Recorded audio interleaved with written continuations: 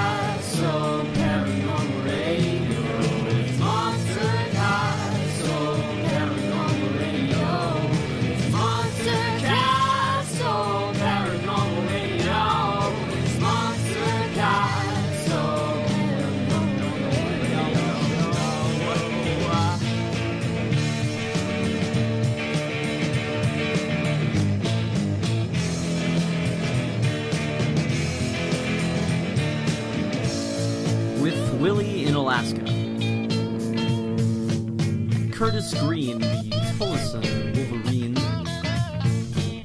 Eric the Protector of Pacales, and Joe Root, and Stabby McHugs.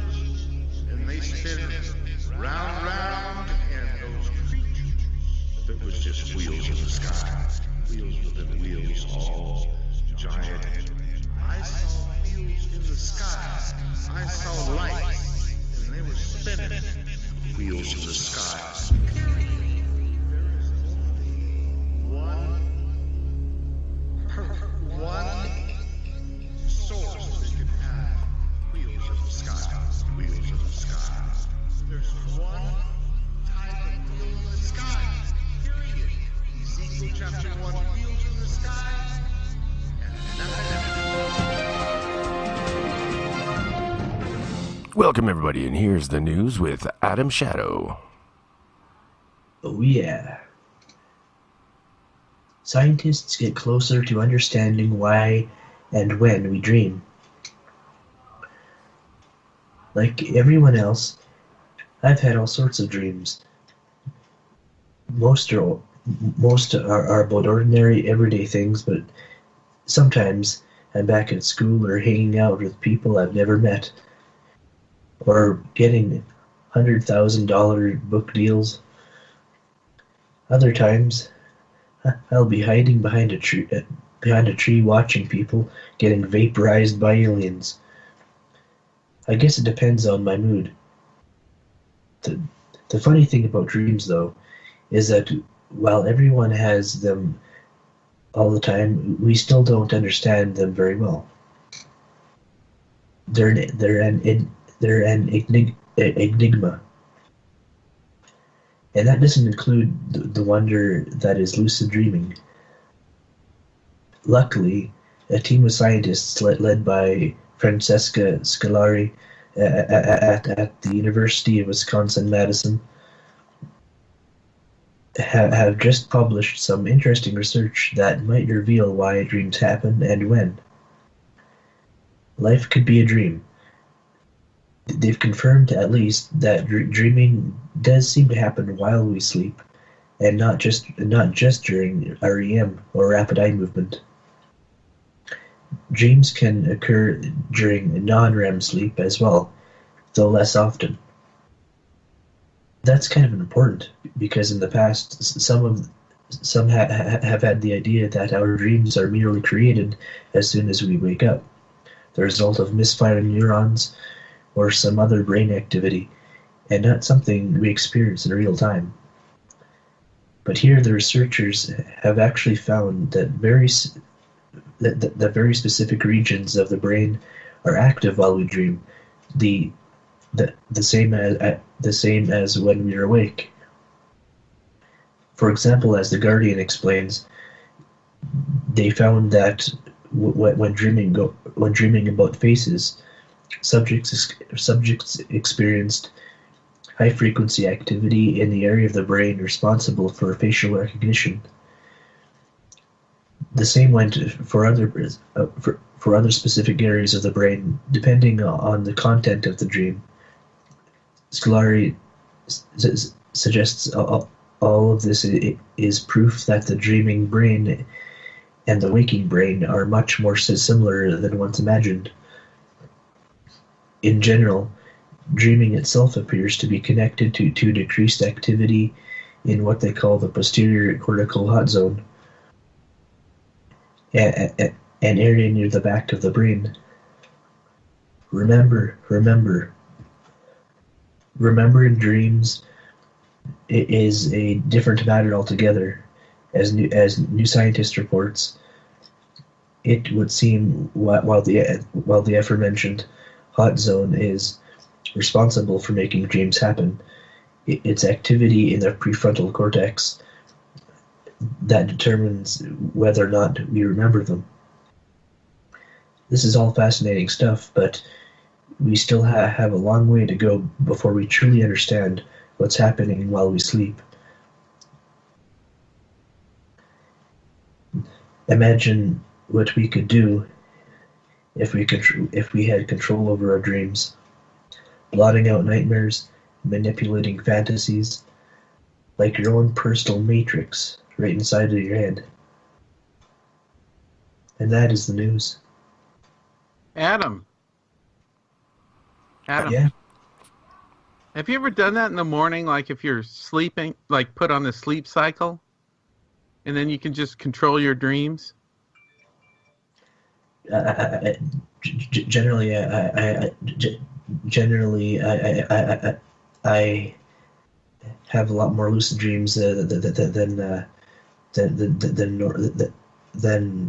normal ones. I have them in the morning sometimes if I wake up, and then I'll just like choose to go back into the dream that I had because I want to finish it. It's kind of like watching a movie. Yeah, I've done that numerous times too. And then if you're kind of awake, you can finish it the way you want to finish it. You know what I'm saying? Yeah. Yeah. So what is the back of the brain for? It's let's see here. For the remembering the dream? It's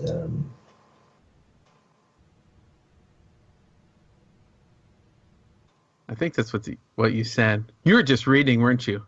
Yeah, I was just reading it. That's all right. Yeah. We're all good. Wolfman, you there? Yeah, I want to hear that other story that you said about what's his name? Keanu Reeves. Adam. We still got You still got 4 minutes. Okay. Just fetch it here. Right on. Yeah, that was a pretty interesting article. So we got Bret Collins. We got Bret Collins Sheppard coming on shortly here, and we're gonna do the lunar anomaly stuff tonight, man. This is gonna be groovy. I can't wait. This is your favorite, eh, Darren? Yeah, he was my favorite person I met at the conference. One of them. Did you know about him, like, from your work with Richard C. Hoagland before? No, I went right to Ken Johnston, and he was there at the table. Yeah, I didn't know about him either. He had his own book, and they were friends. It's great. Yeah, same subject matter, but I don't know. Pretty cool.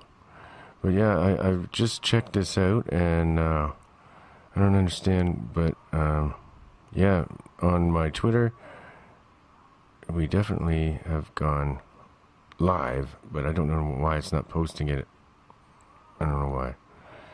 You got that article ready? You got that article ready there? I do, yeah. Okay, go ahead. We got 3 minutes. And then we got to introduce the guest. Okay. Is Keanu Reeves an immortal vampire? The French actor Paul Monette or something was born in 1847. By age 32, he had given up his studies as a doctor to pursue acting. Did you just say 47? I did, yeah. Oh my God. 47. And debuted at the Odeon Theatre of Europe at Paris, or in Paris, in 1880. He then went on to star in several films, including 1909's Macbeth. He lived a rather long life until he died suddenly in 1922, a victim of heart disease. That's what everyone was led to believe at the time, anyway. Today, in fact, many claim that actor Paul Monette is alive and well, still performing in movies like Bill and Ted's Excellent Adventure, The Matrix, and John Wick. But he goes by a different name these days. I'm talking, of course, about the actor Keanu Reeves. Is he immortal? This curious legend of the immortal Keanu first appeared in October 13th, 2009, when a YouTube video, when the YouTube channel uploaded a video. It claims that Monette actually died under unusual circumstances, and that no body was actually ever recovered. So what really happened?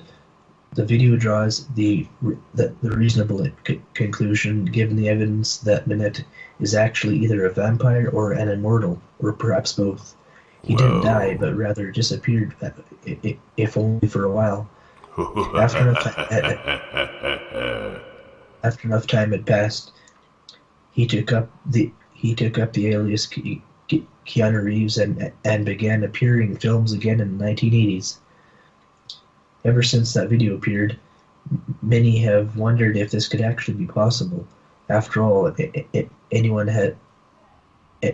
has always remarked on how Keanu Reeves never seems to age, or at least does so slowly. Perhaps that. Oh, that's it. It's time to introduce our guest. Bret Collins Sheppard, you are the next guest on Monster Castle Paranormal Radio. Come on down. Hello. How you doing? Doing great. Wow, you already started posting all kinds of things in the chat room on Spreaker for everyone to check out here. I'm going to be talking a lot, so I wanted them to at least get some idea of what I'm going to be talking about. Shout out to Moondog Maine. I haven't seen him in the chat room before, so. Oh. One of them's probably Oberg, and he's probably going to be a girl this time. And shout out to Stabby McHugs, who happens to be broken He happens to be broken right now. I hope he gets whatever fixed soon, because we're starting to feel sorry for him. Can you fix yourself tonight, please? Yeah, because we don't like broken Stabby. Like, that means I'm thinking broken knives that don't work very good. I don't like broken Stabby. I like the regular Stabby. Yeah. Needs to get sharpened and again. Shout out to Awakening Man. And shout out to Mook Boy and Master Mastaba and Everett Themer. Also, who else would I? Alberto Ramirez from the Twitter chat room at #47talk. Okay, go ahead. Alberto. I'm done with my interruptions. No, you're fine. Okay, welcome to the Monster Castle. This is where all the real freaks hang out. All right, yeah, baby. Listen on TuneIn Radio. Just search for Monster Castle Paranormal.com if you're having trouble with your sound. Use TuneIn. And you can still watch the Spreaker chat room and whatever. And TuneIn actually works better as a player than Spreaker. So, yeah, that's the way to go. You can listen on TuneIn, and you can still join the chat room. So our guest tonight is Bret Colin Sheppard. And he's going to talk about lunar anomalies later. But I'd like to ask him about his life a little bit first. Bret, can you tell us where you grew up? Yes, I can. I grew up in Gary, Indiana. And this was, let's see, how do I describe Miller Beach in Gary, Indiana? It's a post-apocalyptic industrial zone. You know, there used to be steel mills there and such, active ones. There still are, but I don't know if even U.S. Steel is still there. Very industrial. If you remember the movie Rudy, it's very similar to that. You know. Oh yeah. Yeah, it's Great movie. It's steel mills and all of that. I went to an all African American school, and I was the only ginger kid, so you can imagine how much I stood out. I got beat up at the bus stop every day. So with how golf did they clubs, treat you? You know. Was it a good experience? No. Why? It was not a good experience. Oh, how many white kids were there? Me and my sister. That was it? No kidding. That was it. Okay. So you know, and you know, no, it's not tough. A reflection because I had a lot of African American friends that prevented me from getting beaten up every day. You know, it wasn't like every day, most days, but you know, it's so I grew up kind of rough already. You know, so when I was by the time I was like from 5 to 8 years old, I had been already quite beat up. And my mother and father had separated, and my mom got into a lot of weird religious organizations. And her and her friend Paula Melzer took her around town, and they did it at first as a joke. You know, they were going to each church, you know, different holy roller churches, you know, for the fun of it or whatever. She got the biggest kick out of that. She was a Jewish woman, you know, from New York. And I think she was from New York. She might have just been from actually, her family was from Miller Beach when it was predominantly Jewish along the shore of Lake Michigan. That all changed, you know.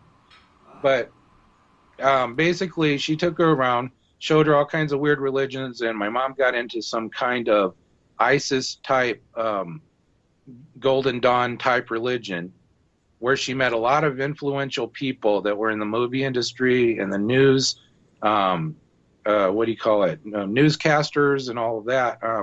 So basically at the time, I think she was calling Nipsey Russell and all kinds of different people. And a lot of those people would show up to the house, including Ringling Brothers clowns. I mean, she brought everything back from the bar. Okay, she went to a bar. She was a bartender for many years as a job or a side job, and she was very popular. She could work the crap out of a table, like very, very influential personality, interpersonal type thing. She was very popular with all of these real Hollywood type people and eccentric people, Bette Midler, all of these people they used to frequent Mr. Kinney's in Chicago, and the let's see, in Calumet City there was the Vault, and I'm sure they're going to get a kick out of hearing those names, But my mom was she was really cool that way. She just wasn't all that great of a mom, so to speak. Where was your dad? Yeah. He went back to Texas. He was Texan, and he would come occasionally, get involved with trying to come and see us, So he really tried to come and see us, and all that. But my mom was into some weird stuff. She got into the lesbian lifestyle or the gay lifestyle, whatever, and she met all kinds of cool people. There were some that were not so cool. They would come to the house and they were extraordinarily ritualistic. No, I don't know. Like, what do you mean by that? How does the lesbian become ritualistic?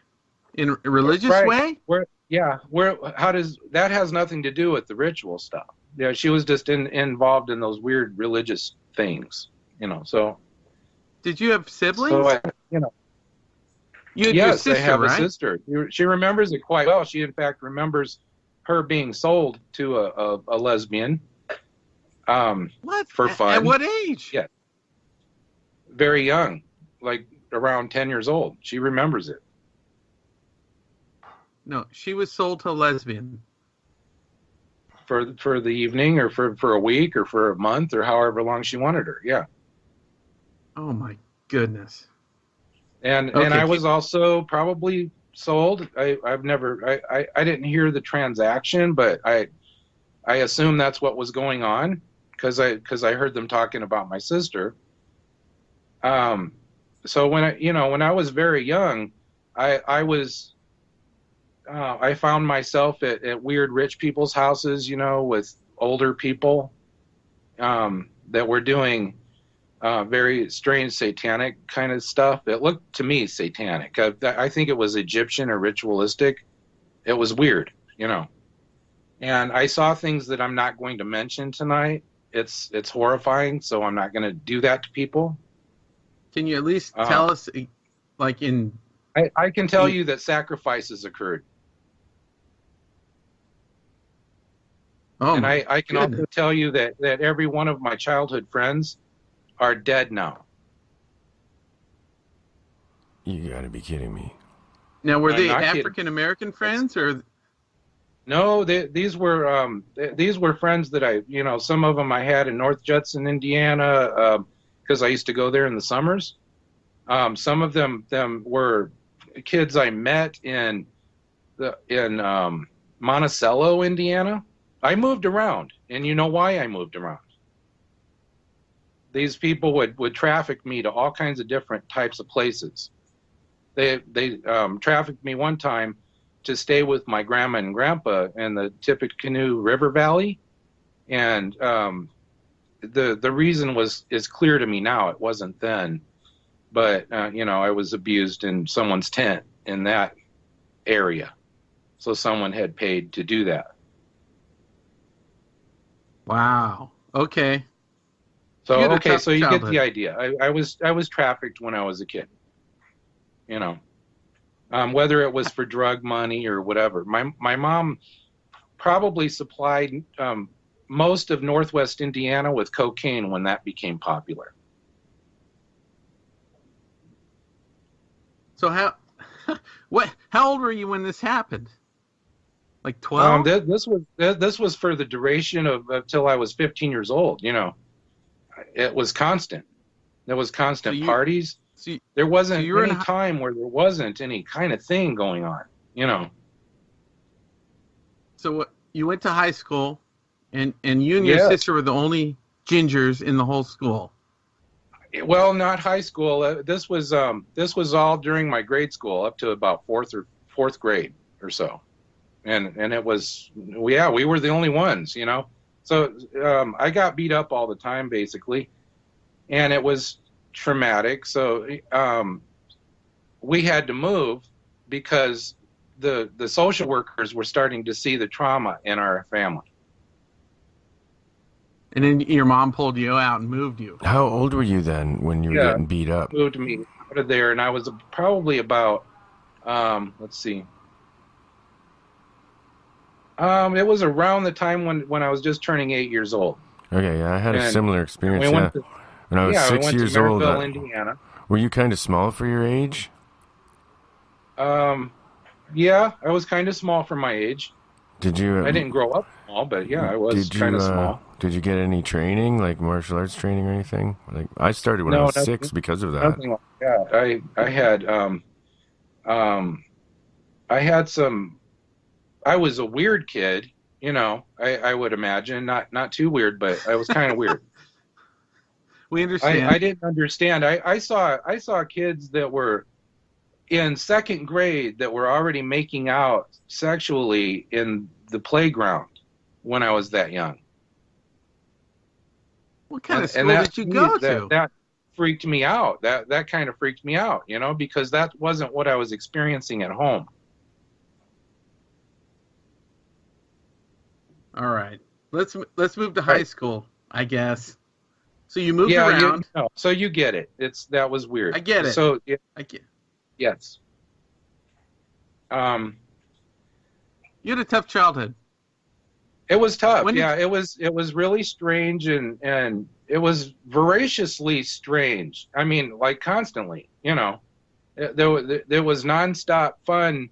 It was like Vegas at my mom's house all the time with rituals.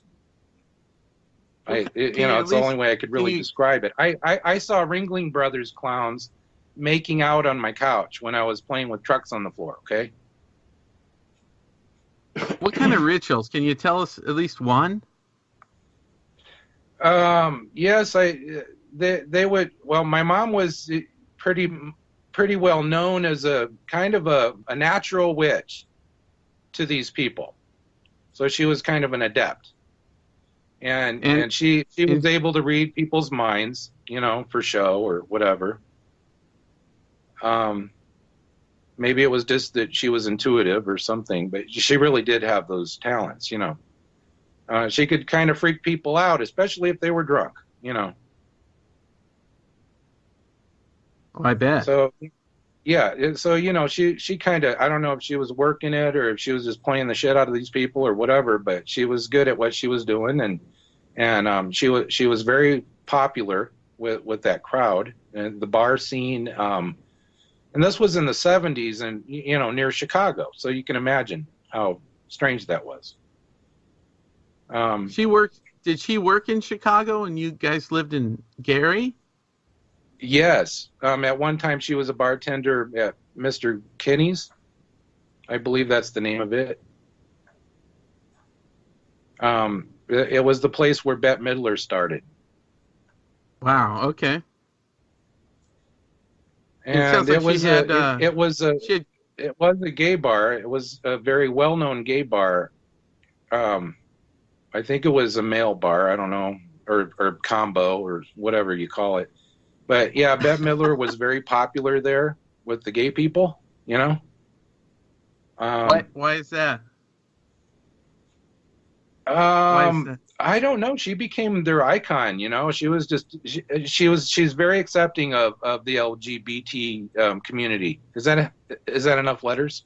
Okay, so she was very she was very influential with them and did marches with them, I believe, and Tyranny and Mutilation, I believe.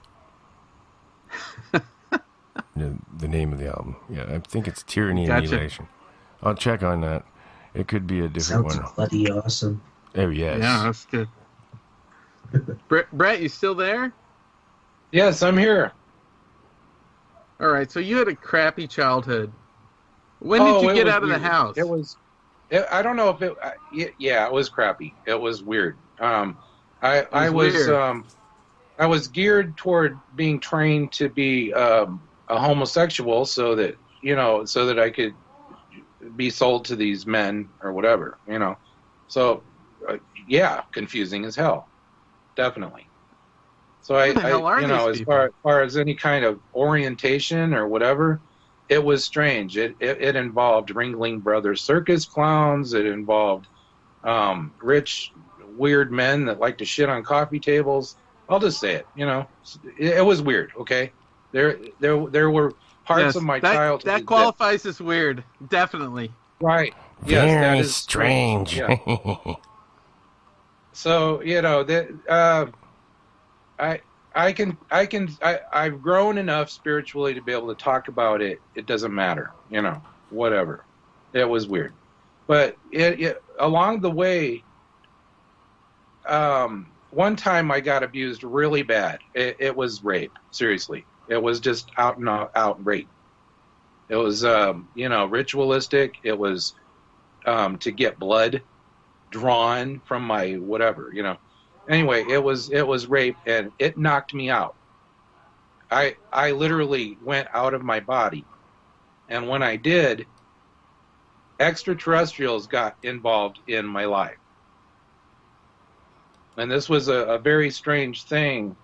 But shortly after that experience, I can tell you that my perception of it was that I was taken to the moon by this lovely lady that showed me this dimensional civilization on the moon, and there were these little guys that were flying whatever ship we were in, and it was really weird because you could just think, I said, "There's no furniture. Where do I sit? What do I do?" I was nervous. I was scared, And she said, "Hold on a sec, don't worry, Bret. You can." Bret. All right, Bret. How old were you? At that time, when it was really bad, I was probably about 6 years old. So you were abducted when you were 6 because of the traumatic experience. Okay. Yes, and they actually saved me from having to feel anything with my body. Sure, they pulled you out of your body so you wouldn't have to experience it. Exactly. Okay, so go ahead. From my perception, it could have been a fantasy or whatever, but they took me to the moon, literally. From my perception, Not long after that, I think I was about 8 years old, and a lady named Dino was brought back to the house by my mom, when she was working at the bars, and she got to know her really well. She was an artist for Playboy magazine in Chicago, and I can't find her name anywhere on the internet that she ever worked for them or anything else. This lady was Nordic and only had one first name, Ino. I-N-O? I-N-O, yes. And she taught me how to develop. She noticed that I was really good at art, and she taught me how to develop my artistic skills to draw people and faces and to recognize face recognition, So it was not just art programming, but it was a certain type of programming that I wouldn't find out till later that was quite on purpose, It was quite programmed. So these at the same time, these sadists or whatever were giving me books on Aleister Crowley and different types of, I think at the time, Dianetics, L. Ron Hubbard, all that stuff was being given to me to read, as a young kid. At 6, or are you older now? I was older. I was about 8 years old, 9, 10. I was getting older, and so I learned how to draw really well. I became really good at art, and it wasn't until I was 15 years old that I knew who I was sexually. I knew I wasn't gay, that was just those people, my orientation was with adults only, males, you know, up to that point. And this lovely girl came into my life. Her name was Myra. And she, I come to find out, was an FBI agent, sort of like 21 Jump Street, where she was pretending like she was younger and going to high school. Sure. My first girlfriend was an FBI agent, and so were her parents. And her name was, let's see, her mom's name was Rosemary Krager, and she was involved with busting a prostitution ring in Chicago. And this was signed off by a regular prostitution ring, or like a yeah, she actually blew her cover and got caught, and so her life was being threatened, and big car chase and the whole business or whatever. She, you know, the madam that she was trying to expose or whatever put a gun to her head because she found out, you know, that she's not just a secretary, right? So the persons that were involved with that case was her and her husband, Glenn Krager, and this all happened around Stager, Illinois, where I was going to school in Lansing, Illinois, is where I met her daughter. That's where they actually lived, but they had a car wash in Stager, Illinois, as a front. So that's a lot of detail, you know. It's you can actually look that up. That it's real, you know. Anyway, this when I was 15 years old, I was in an art class. I loved school because, of course, I could get away from home, right? You know. Yeah, that makes perfect sense. So I was in my art class. What was your high school like? Was it an all-black school also? No, it wasn't. We had moved around since then. In fact, I had moved 7 times before I got to high school. Okay. Go ahead. when I got to high school, I was actually going to Thornton Fractional South in Lansing, Illinois, and there was actually a Thornton Fractional North. They were like a dual zoned school or whatever. The Thornton Fractional South High School, I had a teacher named Art Micret, and he was my art teacher, and Mr. Deannis, he was also one of my art teachers. Well, at the end of the day, on a September morning, this lady came in, and her name was Zemina Zarita, and she was from Stanford Research Institute or Stanford University. And she introduced herself that way to my art teacher, Mr. Micret, and said that she would like 2 students or your best student or whatever to stay after class and look at some pictures and tell me what I think. It was some kind of psychological experiment. So you were one of the better students. I was one of the best artists in the class, you know. So he picked me. Okay. And I stayed after school in this art class, and my friend Chris was picked as well. But his brother had to come. Told him that his ride was there, his mom was there, or whatever, and he left. And I stayed there, and for hours in the dark, she was showing me one picture after another of lunar images and Mars images. But at the time, she introduced them as just images by various artists. And I saw some of the cosmic art or whatever that was later discovered to have come out in the CIA experiments, the Stanford Research experiments with the slideshows, the CIA slideshows. And what year was this, Brett? What year? Oh, this was in 1982. Oh, okay. 1982. Yes, it was right around the time of the the military taking over the PSYOP programs and everything else. So okay.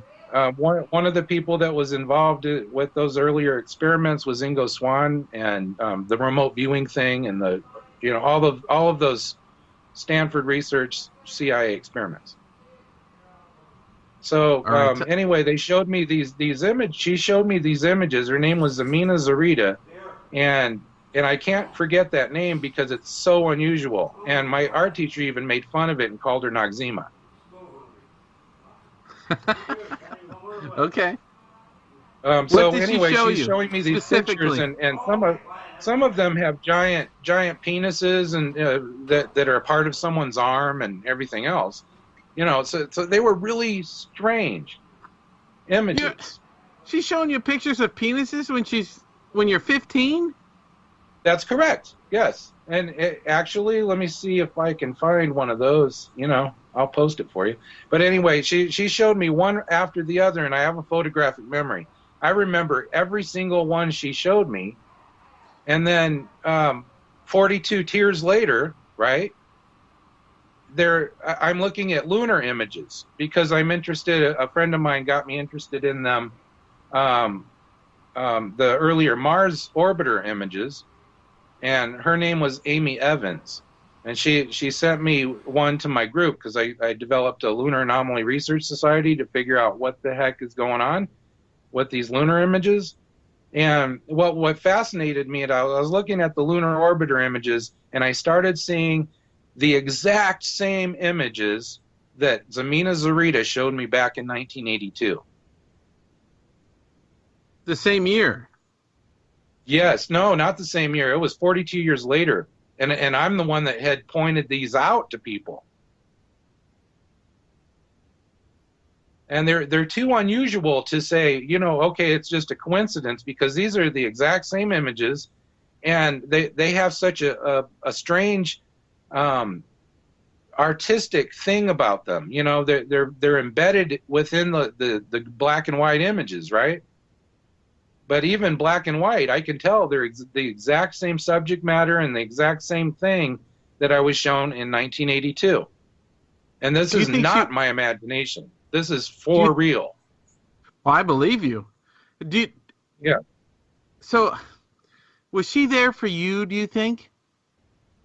Yes, specifically. Yes, she was. Yeah, that's what I'm thinking. Because there is no one else on Earth that has pointed these things out to people. They're too crazy, you know. Can you tell us about the pictures? They are just absolutely wackadoodle, these images. How many were there? Hundreds and hundreds. She had those round carousel Kodak carousels, and she was showing one after the other, plus had transparencies. So these didn't just come from Stanford Research Institute. She had access to NASA stuff, okay? So that means NASA was aware of this thing that would happen in the future in 1982, and that's at least. Can you tell us about some of the pictures? I just got to pick my jaw up off the floor for a minute here. Right. Just a little, yeah. So, yeah, the pictures are very unique. They're themed. So in each lunar orbiter image, you'll have a theme. One of them has all kinds of circus stuff and clowns. And what I'm seeing as an artist with my right brain is photorealistic images that look like fine art. You know, it looks like some kind of fine art. Some of them look like photographs. They're so realistic. Now, there's another image that has all the gods and Greek gods and goddesses of old that are from beyond into the Scythian pantheon, into the Illyrian pantheon, and into the Dacian pantheon, because these guys are wearing bear skins and stuff. But it's recognizable that that's Theseus, that's Perseus, you know, because he's holding the head of Medusa or whatever, you know. It's pretty obvious to me what it's supposed to be. So, you know, these things that I've been pointing out in the images are part of some kind of extraterrestrial communication and perception awareness experiment. I think they are communicating graphically, whether it be through these embedded images or whether it be through our oldest language symbols, like from the Vincan cultures and Razan cultures of Europe. You know, so this goes all the way back to Scythia. These symbols and pictures and the content of these images and what they mean take humanity all the way back. And now this is what's weird. Through this imagery, I I figured out things that scientists are just now stumbling on. That the Sumerians are actually part of an older Scythian empire. You know, so these things I've been knowing. I didn't know anything about Greek mythology, and one day I looked at one of these images and I described it to Karen, who has studied Greek mythology most of her life. You know, she's always been had a very nerdy interest in it. So I described this man with a broken wing, or he only had one wing, and it was just kind of sitting there. You know, she said that's Daedalus. You know, that's a Daedalus and Icarus story. You know, there's only one story it could possibly be. And guess where I found that embedded image? An Icarus crater.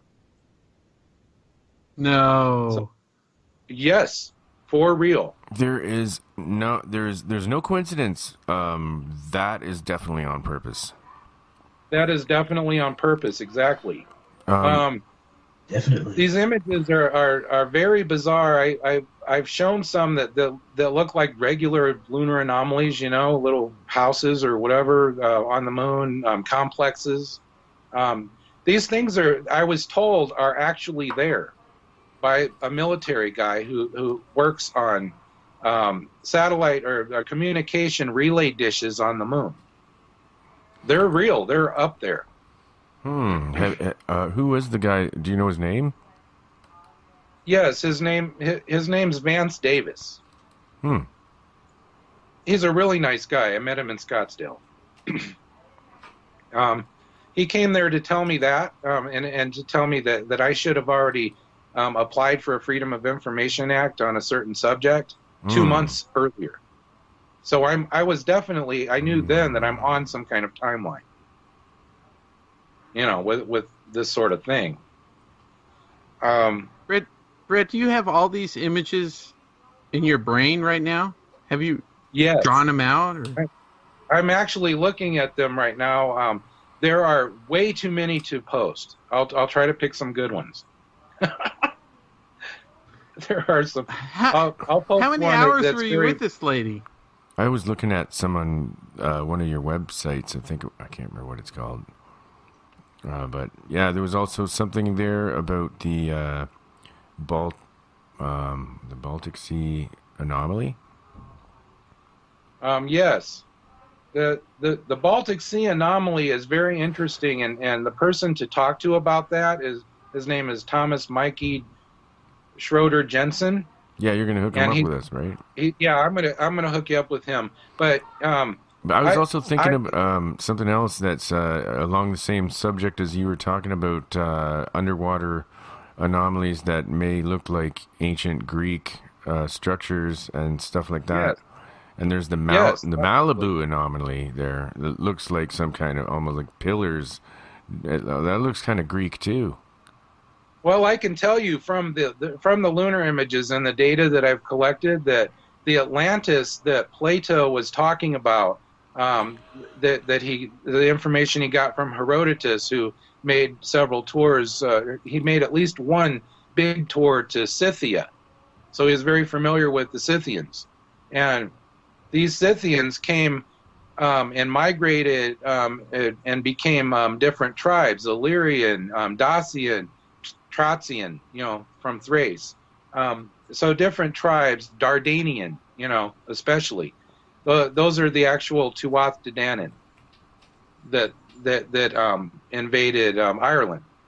Now the Tuath de Danann are fairy creatures. Right. Are they not fairy creatures? The Plato was, sorry.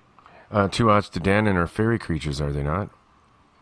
No, they're not. They were very warfaring people, and their real name was Dardanian.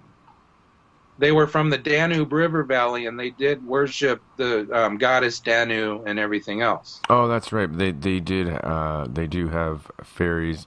They do believe in fairies.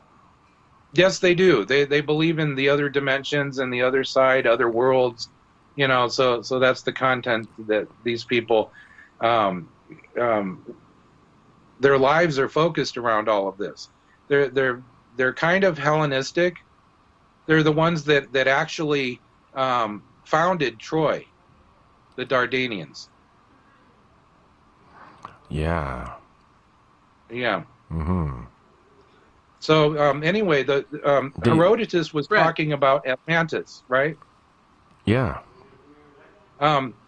This is what I wanted to tell people, is that their context for the world back then, their world view had no oceans. It didn't have an Atlantic or a Pacific. It was just the Athenians right there, the Mediterranean and the Black Sea. Their Atlantis is right off the shore of the Black Sea, where the Danube River feeds into the Black Sea. And there have been found many structures, underwater structures, a left civilization right there. And nobody's talking about it. But that is what they considered their ancient ancestral home, is right along that area in the Ukraine, all the way around the Black Sea to the Danube River Delta. That right there is where the Atlantis is. Now, you were talking about the Baltic Sea anomaly. That's why I think it's a temple or a structure. Yeah. It looks like the Millennium Falcon, but then again, didn't they say it's made of some kind of stone? So that, to me, I would have to probably agree with you. That sounds more like some kind of a temple structure or something. I got a question for you. But it does have a scraping, like it looks like almost like it hit, and it's in a channel, like it fell from somewhere and it landed in there. Yeah, I mean, it looks like it did, like a big scrape, and then there it is sitting there, right? But is that scrape a scrape from landing, or is that a road? Yeah, that's true too. Okay, go ahead, Adam. Does the name Sithari mean anything to you? A little bit. It does. Yeah, it does. If you look in the satellite images of the Black Sea, you'll see those same streaks, them giant roads that lead all over the place on the bottom of the Black Sea. Yeah. One of them is leading straight to the Ukraine, where the ancient Sumerians are supposed to be from. Well, that's pretty wild. There's even underwater roads in and around the Bahamas. Yes. And in Bimini and all that. Yeah, and around. And actually, I heard there's an underwater pyramid right near Cuba. That they won't and scientists want it. you to believe that they just frickin' eroded that way, Oh no! I'm sorry, that's this damn is a perfect square, structure. Actually, I heard it was crystalline, and it's a perfect structure, and it's made of some sort of crystal. And it's supposed to be one of the most beautiful pyramid that you could ever see. It's crystal, but we'll never know because they won't let us go near that. Yeah, and there's also an upside down black obsidian pyramid in Alaska. Oh yeah, inside of a mountain. Cool. Yep. It's huge. All right, That's Brett. amazing. Brett, you there? I'm here. You want to move on past the lady that visited you when you were 15? And yes, I do. Okay, so we're going to do that 42 years later. After our break, though, because we're coming up to a break right here. Oh.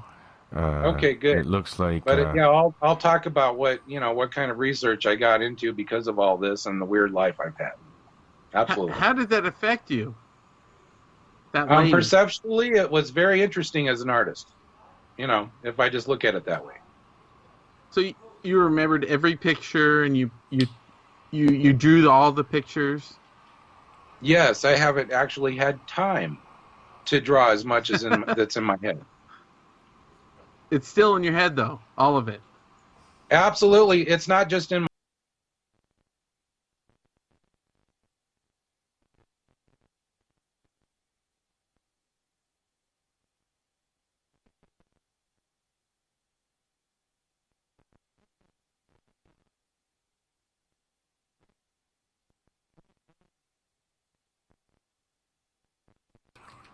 We're okay. We're all right. Yeah. Did it just end? It just ended. Yeah. We're okay. Perfect. We are back. All right. Are we going to get into these pictures now? Let's start checking them out. I wonder. Yeah. Do you have any of the pyramids? I'm really into pyramids. They're all over the place. I wonder what the hell they are. I like that pyramid image, but it really isn't a pyramid at all. The one you're talking about. Oh, okay. No, I just wondered if you have any that I haven't seen that you think are a pyramid. No. No, eh? Okay. We don't. Yeah. Interesting. I can show you some other stuff though than pyramids. That's fine. I'm sure there's going to be something that'll interest me. Okay, I'm going to show you one that's really wackadoodle. You'll like this. That's strange. Where should we click on? Wolfman loves wackadoodle. Oh yeah, I even like whacking a noodle too. I like that word for the same reason. Yeah.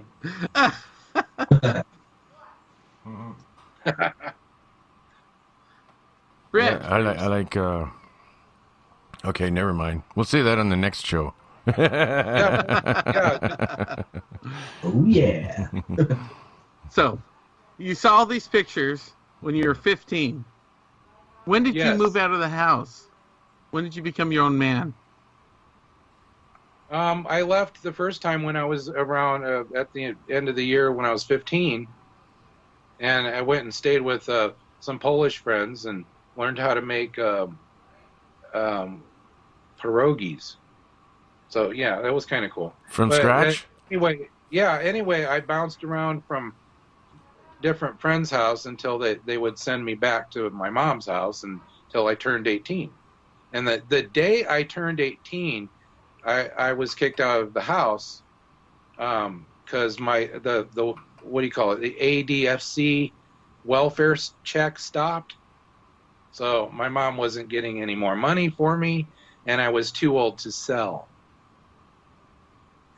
Thank God. You were out of there. So yay, I'm free, right?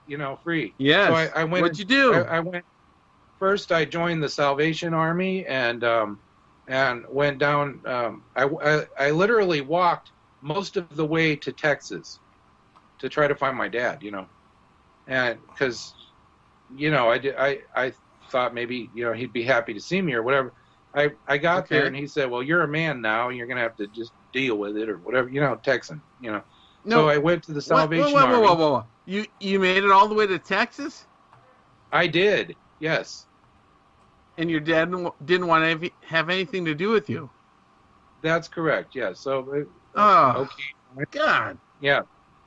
So I went to the Salvation Army to get some food or whatever, and I was like, oh, I don't know if I can eat that apple. It's rotten, So anyway, I went from the Salvation Army. I was drawing pictures and stuff there for, poor kids and stuff to look at. And then I decided to go into the military. So I went to see what that was all about, since they came to the Salvation Army to recruit people, to see if there was anybody there. And I said, yeah, I'll come check it out. So I went and I took the ASVAB test. I was qualified to be a medic, and I went into the delayed entry program into the Army. And I went to basic training at Fort Bliss, Texas. What's delayed entry mean? That means we're going to screw you later out of any benefits. Oh, no.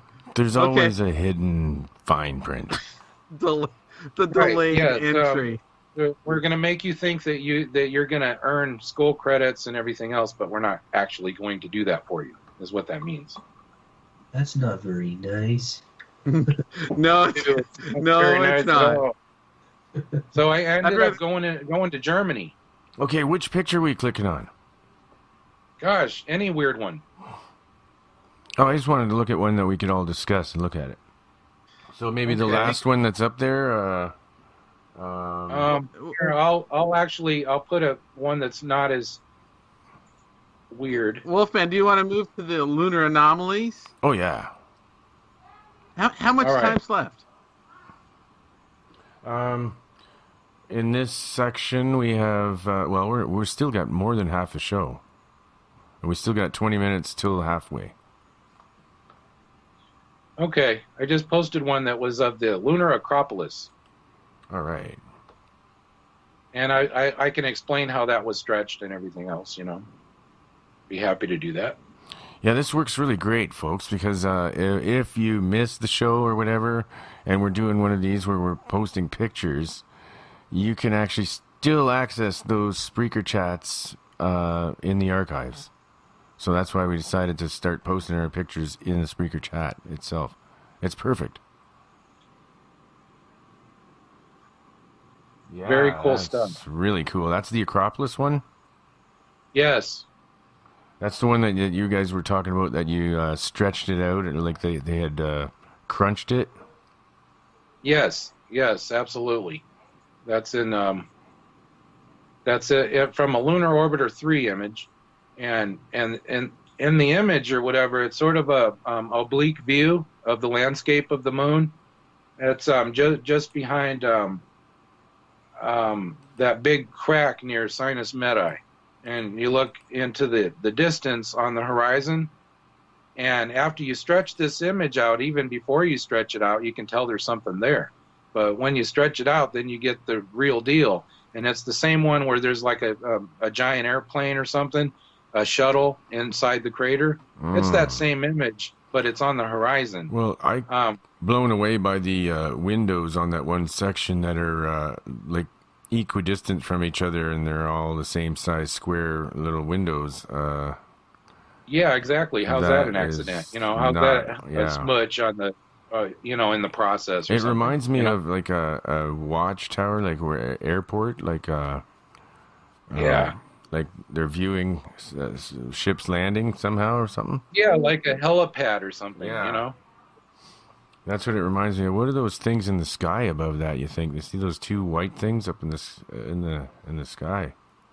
Yeah, they said there's no stars or anything was filmed. That might be sort of that looks like some kind of defect in the process. That looks like what Richard Hoagland was talking about. Those crystal towers. Yeah, some of those things. I was looking at also at the filter anomalies, you know, that are in the background, even in Ken Johnston Sr.'s images, where Hoagland got some of those from.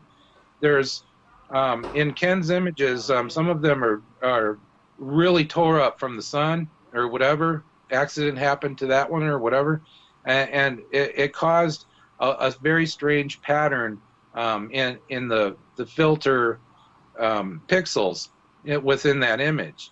So that's really and that repeats, by the way, in a couple of images. So I know that's as an image analyst, I can say that's really and Richard wasn't sure about it either. You know, he thought it was interesting and he posted it and stuff, but he was not sure about that lunar anomaly. And I can tell you that that as an artist and as an image analyst, that's exactly what that is sun damage, because I was able to look at the original image, you know, and I got those same patterns. I was seeing those same patterns in the actual image, not the scanned one. So that's one of those things or whatever. Richard is right about some of those things, though, that are in those images. Those weird little buttresses or whatever he was saying. Edgar Mitchell said that there was ruins as far as the eye could see. Unofficially said that to somebody, and that's absolutely the truth. You know, there's ruins on the moon. There's different structures. These things that are supposed to be miles high and all of that are not actually attached to the lunar surface. They were described by William Tompkins as extraterrestrial technology, big giant floating buildings and etc. These weren't attached to the lunar surface, and they weren't domes necessarily. You know, there is a complexity there, because Ken Johnston actually saw dome structures and such in an Apollo 14 16 millimeter lunar film from the lunar module. And this is the one that Edgar Mitchell was flying, and he kept that camera all those years and tried to sell it, but I think he was trying to get it out in the public more than sell it because he didn't need money. So he was putting it out there in the public, getting NASA's attention, and he sarcastically said, I didn't think NASA cared about these things anymore. This camera was supposed to have been crashed onto the lunar surface, but it was the exact camera and exact pilot, the lunar module pilot commander not commander, whatever. He was the lunar module pilot, Edgar Mitchell, and he's the one that took the film that Ken Johnston showed Dr. Thornton Page and his buddies back at NASA. And they saw lunar structures and domes that were not ours. They were of an extraterrestrial source. And Ingo Swann had, back in the CIA experiments, had remote viewed, it's in his book Penetration, I believe, but he remote viewed the moon, and he saw the same type of dome structures. He saw big crane-type structures. He saw lighting, and he said, none of that stuff is ours. It's all extraterrestrial technology. The only thing that is ours is relay dishes that we have on this side of the moon. Uh-oh, your Skype's gone wonky. Give it a sec. Okay. Yeah. Oh, it'll probably clear itself up. If not, we'll just I'll just hang up and phone you back. But yeah, I think I'm back. Am I back? Yeah, you sound good. What happened, Wolfman? Well, I was actually loading some programs on, and I think it may have knocked you guys off when I did that. Oh. I'm getting prepared for something else. I'm gearing up for something else on the next show. So I got my anonymous number ready. And hey, Bret, how did you meet Ken Johnston? And who is Ken Johnston? You might as well tell everybody. Oh, I want to hear how you remote viewed Ingo Swann. I would love to tell you about that. I just did that tonight. I started it. It's going to be a process. It's going to take a while. But one thing that I can tell you from intuition, from what I did, I remote viewed the exact same style that he taught, okay? And I remote viewed him because this is why. I have a feeling that he's not expired. I don't think he's dead. I think he's very much alive somewhere. I because agree. I don't feel him on the other side. I agree. Just had that feeling myself when you're talking about it. Yeah, he's not dead. He's still around. Right. And what I remote viewed is where they took him at first for debriefing, etc. Because he was with the involved with the CIA experiments and then left them. But there was some kind of arrangement. Maybe the arrangement was that they cured him or something, and they can't tell the public that there's a cure for cancer or whatever, or this or that. So I think they moved him to a remote location, and this place looked like a barracks to me. It had nice amenities inside for him. He was sitting there in a chair reading a book. He had grown his hair out, so he wasn't bald or whatever like we've known him. He had a beard and had his hair grown out, and the weird thing is then I felt that that they were going to move him to Europe or somewhere like that. Interesting. Yeah. Now here's the other weird thing or whatever. A friend of mine who worked close with Ingo Swann, and I won't mention her name. That's rude, but she got these weird computer things from Ingo Swann. And this was right after I mentioned that I felt connected to Ingo Swann. And then these weird computer glitches she got, literally it said Ingo Swann, like on Facebook or something, but it wasn't through Facebook. And I think he was letting her know that, yep, you know. I think if we actually remote view them or whatever, that they're going to tell us, yeah, that's exactly what it is. At least the sentinels that block those frequencies will tell us that he's alive, leave it alone, you know. When did he die? And how old would he be if he's alive? Gosh. I'm not sure how old he was then. Let's see. I think he was in his 60s, maybe. Let's see. It would have been a couple of years ago. I think around 2010 or something. But you know, I may be wrong about that. I'm not exactly sure when he went. You know, maybe it was 2011. I'm not sure. Maybe that was just the Mandela effect. You know, there are Mandela effects, and there's certain frequencies that are being changed, and I believe it's to completely wipe our perception of things so that they can start bringing people back into it because we'll have forgotten about those things. Hey, Bret. So it's a very strange thing perceptually, what's going on right now. Bret. Yes. You guys hear me? Yeah. I hear you. When did you meet Ken Johnson? We met him. Me and Karen met him a couple of years ago. I was living in Texas in a pretty broke down house, and basically I had 4 giant yellow pine trees in my yard, and they were dying. They were falling on our house. Okay. One of them had fell like right after he came or whatever, but I was talking to him for quite a while about lunar anomalies and the Lunar Anomaly Research Society, and we got to be friends. And he decided to come out with his book and with his images that he's held on to this whole time. And I decided to help him with it. You know, I said, why not? I'm so interested in this. This is great. I have control images finally, you know. So I got to talking to him. I told him the condition my house was in and what was going on with the loan, because I was a secondary on the mortgage or whatever, and I would never own that house, and it was getting like dilapidated and torn down anyway by, you know, they were trying to condemn the whole neighborhood. So he decided to come get us and take us to his town.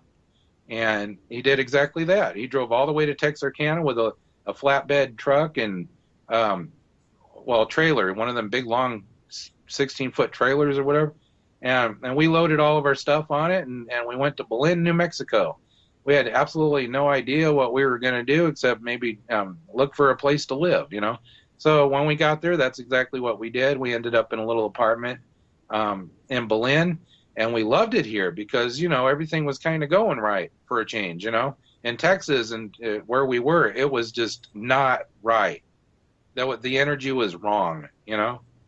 So when we got there, we helped Ken with his book, and it was a wonderful experience every step of the way. But it was very difficult on us because we were going through all kinds of stuff, you know. Ken has been like a father to me and to my family, and has helped us so much.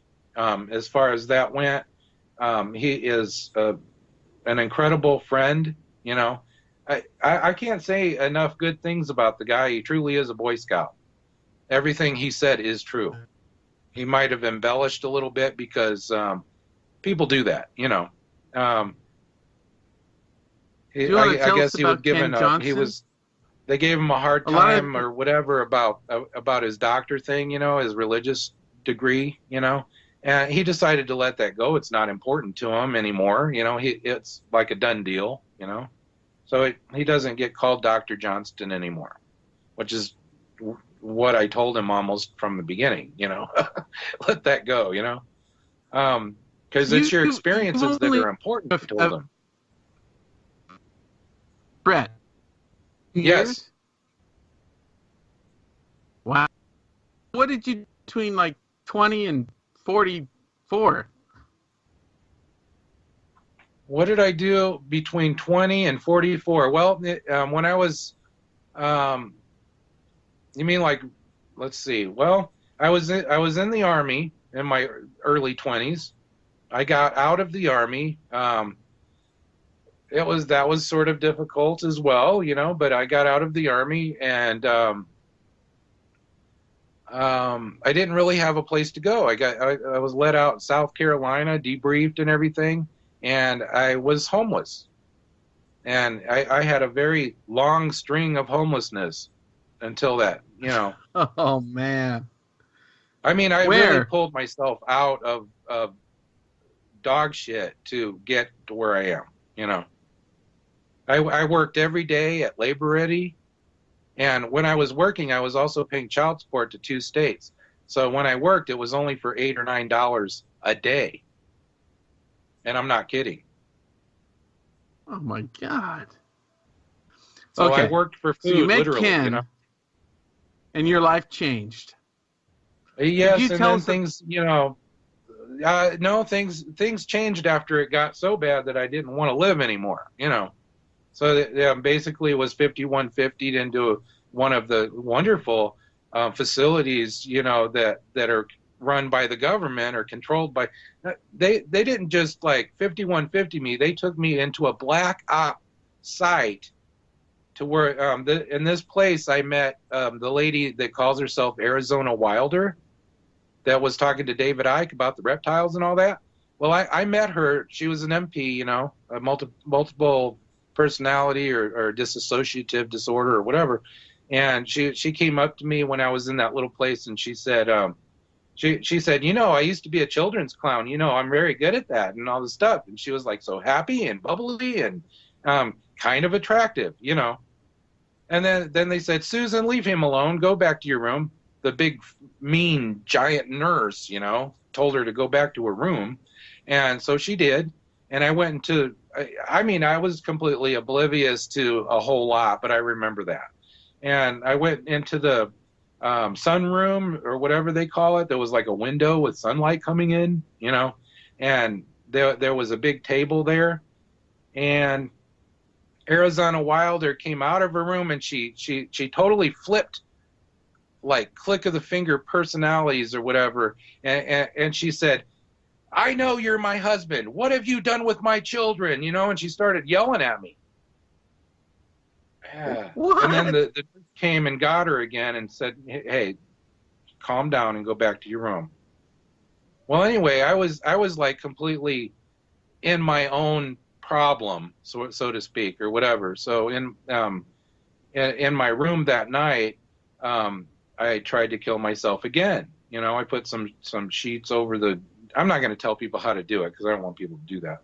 But anyway, I tried to do that. I went all the way black. You did not succeed, so it's okay. Yeah, I completely cut my circulation off to my head, you know. So I was dying, you know. So they came in and after they brought me back, which I wish they wouldn't have, because it was a very lovely experience to die, you know. Okay, stop. And if I had known there was no such thing as death, I would have never done that. Bret, tell us about your near-death experience, please. Oh, gosh, which one? You know. The one where you tried to kill yourself. Okay, well, yeah, that happened. It wasn't a near-death experience. I was dead, clinically. So, okay. You know, and when they came back, well, I know what you mean, though. Yeah, they brought you back, and then, so when I came back into my body, it felt like I was dying a lot, not just a little, you know? I mean, it was very, very difficult, painful to breathe. Everything hurt. All my muscles and my shoulders and my neck, everything was on fire. It hurt. Yeah! Can you dig it? Hold on. Fantastic! We'll be back shortly, folks. Hold on. It's your invitation to avoid the nauseation, frustration, desolation, mutilation, degradation. That was abrupt. We like to rock, and this is a donation station. Yeah, baby. Go to monstercastleparanormal.com and donate today. Keep us rocking. fucking hand.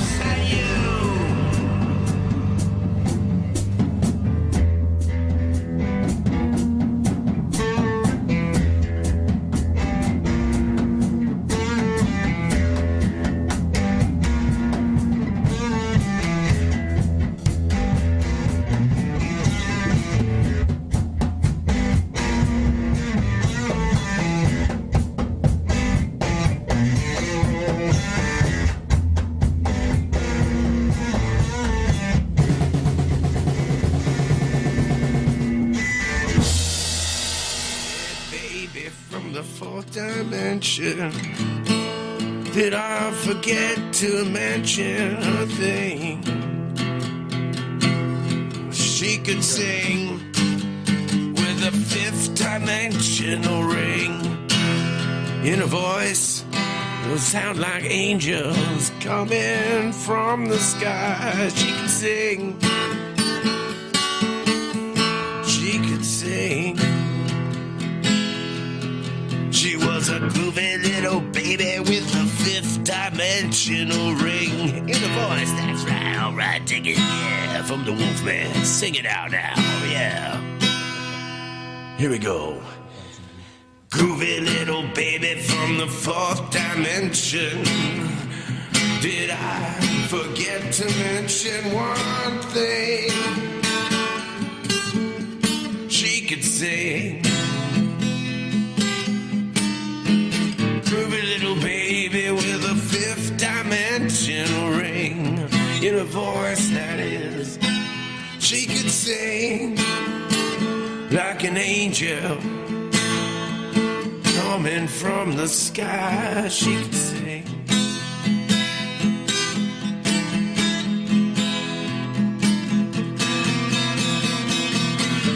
Groovy baby with a fifth dimensional ring in a voice that is, yeah, come from the sky.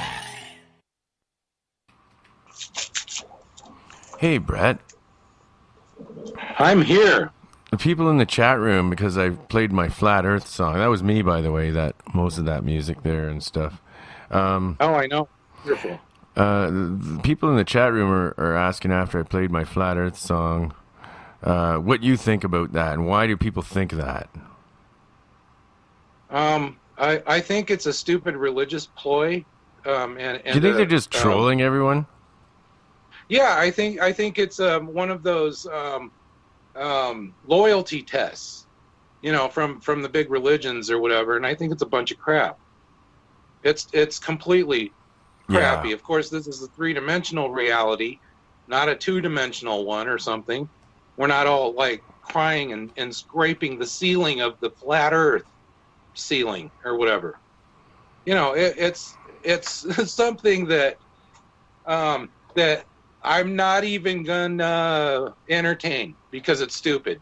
I've seen real images of the Earth taken from Apollo 12, and you know what? These are the same images that Ken Johnston had, and they're of course different because NASA paints out their skies all black.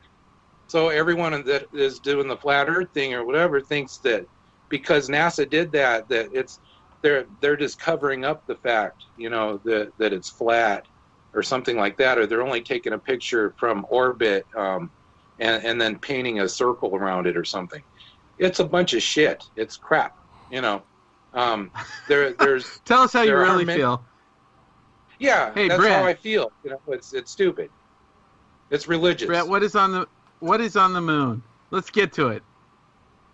All right. Well, there are. Who said that? Well, anyway, there are. This is. I'm going to tell you what I think is on the moon. I think there are ruins as far as the eye can see on the moon. I mean, ruins that were intelligently built. And I believe that there is extraterrestrial technology up there that Eisenhower knows about. And I say knows about because I do not believe in death. I think it's stupid. There is no such thing as death. Is it ancient history or is it aliens? These are extraterrestrials. Some of them look like us. Some of them pretend to look like us. Some of them are reptiles. Some of them are little blue guys with short, fluffy bunny hair. I mean, there are some odd entities out there, and in fact, whatever you can imagine is out there. As far as yes, the body dies. Thank you, Moondog. Man, I know that. Was going a little deeper than the body died. Okay. Anyway, Bret, when did you first believe that there was stuff on the moon? Back when you were 15 or later? It was sort of a turn of events. It was the stuff that they showed me, which was literally something that NASA didn't know anything about. Obviously, I don't know if they recruit all of their scientists from the Mormon Church or from the Church of Christ out in California or Pepperdine or whatever. Anyway, these guys are completely mentally ill, okay? Because NASA, and they get them for a reason, because NASA is a complete front organization for the real space programs that are run by the various armed forces. So what NASA was trying to do was show the world during the Cold War that we're still using fuel and the economy is just fine. In other words, go back to sleep, That is what's going on. We got to the moon, but we did it with extraterrestrial technology, as some of the astronauts said, that they were never, there was never a time that they weren't surveyed by UFOs all the way to the moon and back. Scott Carpenter said that, and actually took pictures of them that NASA refuses to release. So there are things going on. Wait a minute. What did he take pictures of? Sorry, I missed that. What did he take pictures of?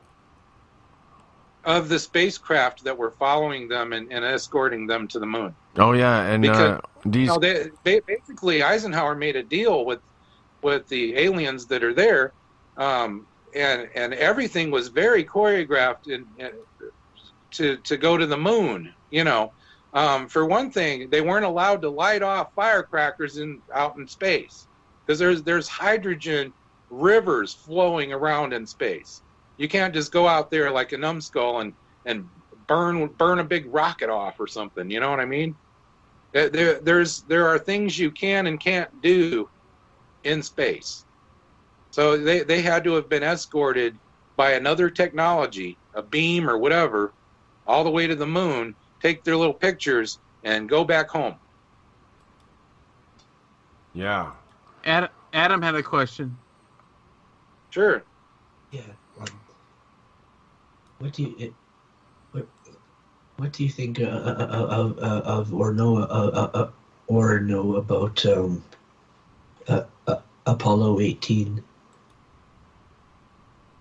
Well, what I know about Apollo 18, 19, and 20 is that they were really canceled. The Apollo 20 mission, the secret mission or whatever, was not done with the spacecraft. It wasn't done with a rocket craft. You know, really? They didn't take a lunar module up during those secret missions. They already had the technology, which actually I saw one of those technological things off of Highway 10. So it was really? Like a UFO experience I had, and it was right in my face about what they actually have and what they can do to go to the moon and back, or any other planet. I will show you a picture of what I saw that night. But, you know, these things, we are getting help from extraterrestrials. They are not totally releasing their technology. We had technology from Nazi Germany after World War II that we embellished and the scientists worked on. And those are the things that people saw in Utah and California flying around back in the 50s and 60s. These things, you know, this George Adamski craft and all that, if you read between the lines, he's talking about Nordics, Nazis. He's talking about the Nazis, okay? These guys came over here and started our whole space program. The technology that they saw in the 50s, or they reported in the 50s, was most likely Nazi technology that we were that we got from them after World War II. Their scientists came over here with all of the technology and continued to work on it while they were pulling the wool over our eyes, thinking that we needed rocket fuel to go to space. So it's like the bell then. Yeah, it's just you know. Hey, can I ask Bret a question? Sure, yes. Eric, how are you doing, Bret, buddy? Good. Eric is here. Eric, Bret, I don't know if you remember, I met you at the UFO Congress. I worked with John Polk, and spent a lot of time with Karen also. I'm the quantum hologram matrix. Does that ring a bell? I'm the tall guy, the really tall guy. Do you remember me? Yes, I remember you. How you doing, buddy? How you doing? Good. So I just want quick question. So you're in New Mexico. How far away are you from Dulce? I am not far at all from Dulce. Not at all. Because I'm coming up there July, the very beginning of July, end of June. There's the Dulce, New Mexico conference held by the Apache. Hopefully I'll be able to go up there with Ken and help him out with that. Yeah. So if you need a little help, we could talk, you know, privately, but maybe you could send you a little help or something. You know what I'm saying? I would like to have a little help on that. Yes. Yeah, I can help you out because I want to spend more time with you. But okay, so we had David Adair on our show last week, not to promote our show, but are you familiar with David Adair and what he talks about? Or that was a great show, by the way, guys. No, not really. Was. I haven't met him or anything, I don't think. Yeah, he talked about he was a rocket. He was like a prodigy child, building rockets. Literally 11 and 12 years old, he was building rockets. At one point, cool. I think. Yeah, at 17, I think he built a rocket that was like 10 feet tall. But he was using this fusion technology that wasn't being used by the military. And so they, Curtis LeMay and some other people, they took him, they basically kidnapped him as a 17-year-old and took him out to Area 51, and they took him underground, and he got to actually touch, see, and experience some sort of symbiotic, I don't know if it's a craft or a spaceship or if it was a living spaceship, but it could have been all those things. But anyway, I just wondered if you knew who he was. But he's no, but interesting. he sounds very fascinating. It almost sounds like William Tompkins' early start. You know? Yeah. He was a genius too, and you know they recruited him. Yeah, William Tompkins. I want to pick your brain a little bit about. Okay, so this is kind of not really bugging me, but you know, I've been going to these conferences and I've been meeting all these people that they call them the A-listers. You know, guys like, you know, David Wilcock, Corey Good. I mean, David. You know, I can go on and on and on. You know who they are. Yeah, I'll tell you about that controlled information. It's controlled information. Yeah, I want to ask you these secret space programs and these guys that are claiming to be blue avians. I mean, are you buying into any of that, or what's true in your gut and what's not true? What's BS and what's not BS? How do you feel about that? Well, you know, like all things, they need a good carrot, right? To kind of suck people in with or whatever. Most of the crap they say is programming. It's not true. It's just programming, and a lot of those guys learned to do that through the military, in Australia and Pine Gap. And also China Lake, and through the secret base over in Los Angeles. Now these guys come out of there and they know how to tell a good yarn, you know, about new religions or whatever their focus is on. Michael Salla worked very early on the psyops of creating a new religion, you know, the New Age thing and all that. Their mind is to maintain a status quo. This is the way the military thinks. They need continuity. But things have gone too far. They need to come clean with some of this stuff. And some of it is not as impressive as their stories are going to be. Now, Corey Good's talking about the Andromeda Galaxy coming in and crashing into the Milky Way or whatever, and we're going to see all these blue avians and everything else, and they're telling us about it, whatever. I am an experiencer, so if Corey Good experienced those things, then I'll believe him until it's proven wrong. Okay, that's about all I can say about it. The thing is that I know that there's also programming within what he's talking about, because he's talking about, if I'll know if you had alien, excuse me. I'll know if you had specific alien contact or whatever. If I ask you these questions and you tell me the right answer, that's bullshit to me. To me, that sounds like programming. I love this question. When you say programming, you're talking about like the MK Ultra type of programming where some of these guys, they're coming out with this information. It's been programmed into them, and they probably believe what they're saying is what they've actually experienced and what they believe, but it's been programmed into them, and they may not even realize that they're just throwing a bunch of yarn out there. Is that what you're saying? Yes. For instance, the Montauk guys, there was Duncan Cameron and Stuart Swerdlow. Stuart Swerdlow and that Preston Nichols, which, I'll just say it, he's a freaking pervert, okay? Touch you. It doesn't work unless I freaking touch you and shit, you know? But anyway, that guy drives me nuts, okay?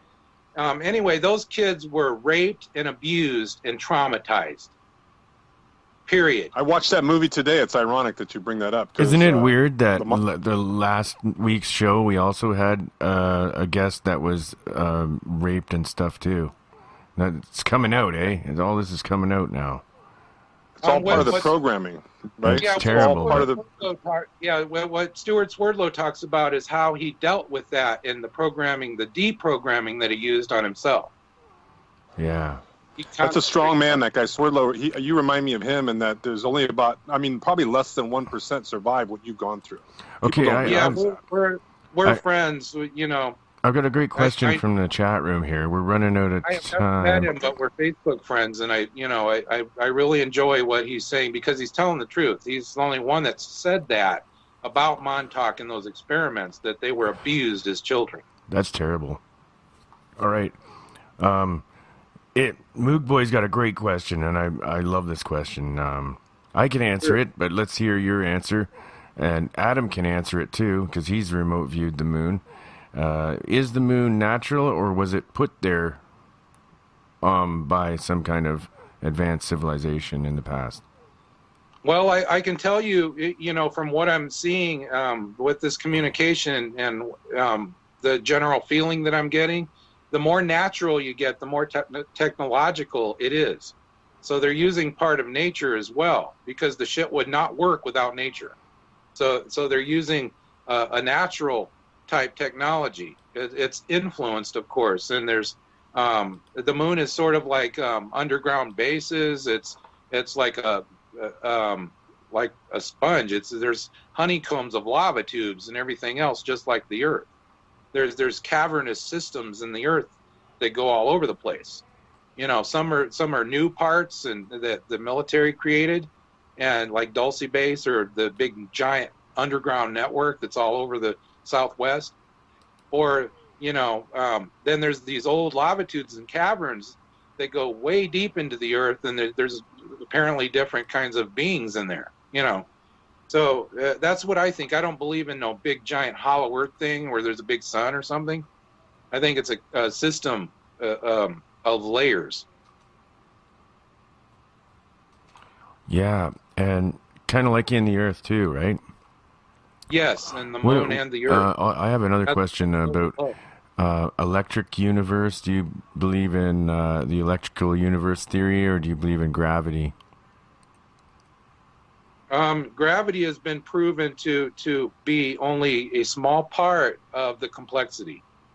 And even Einstein was trying to get that out. He was given his nurse notes, on his deathbed, because he was figuring it out, that there are dimensions involved.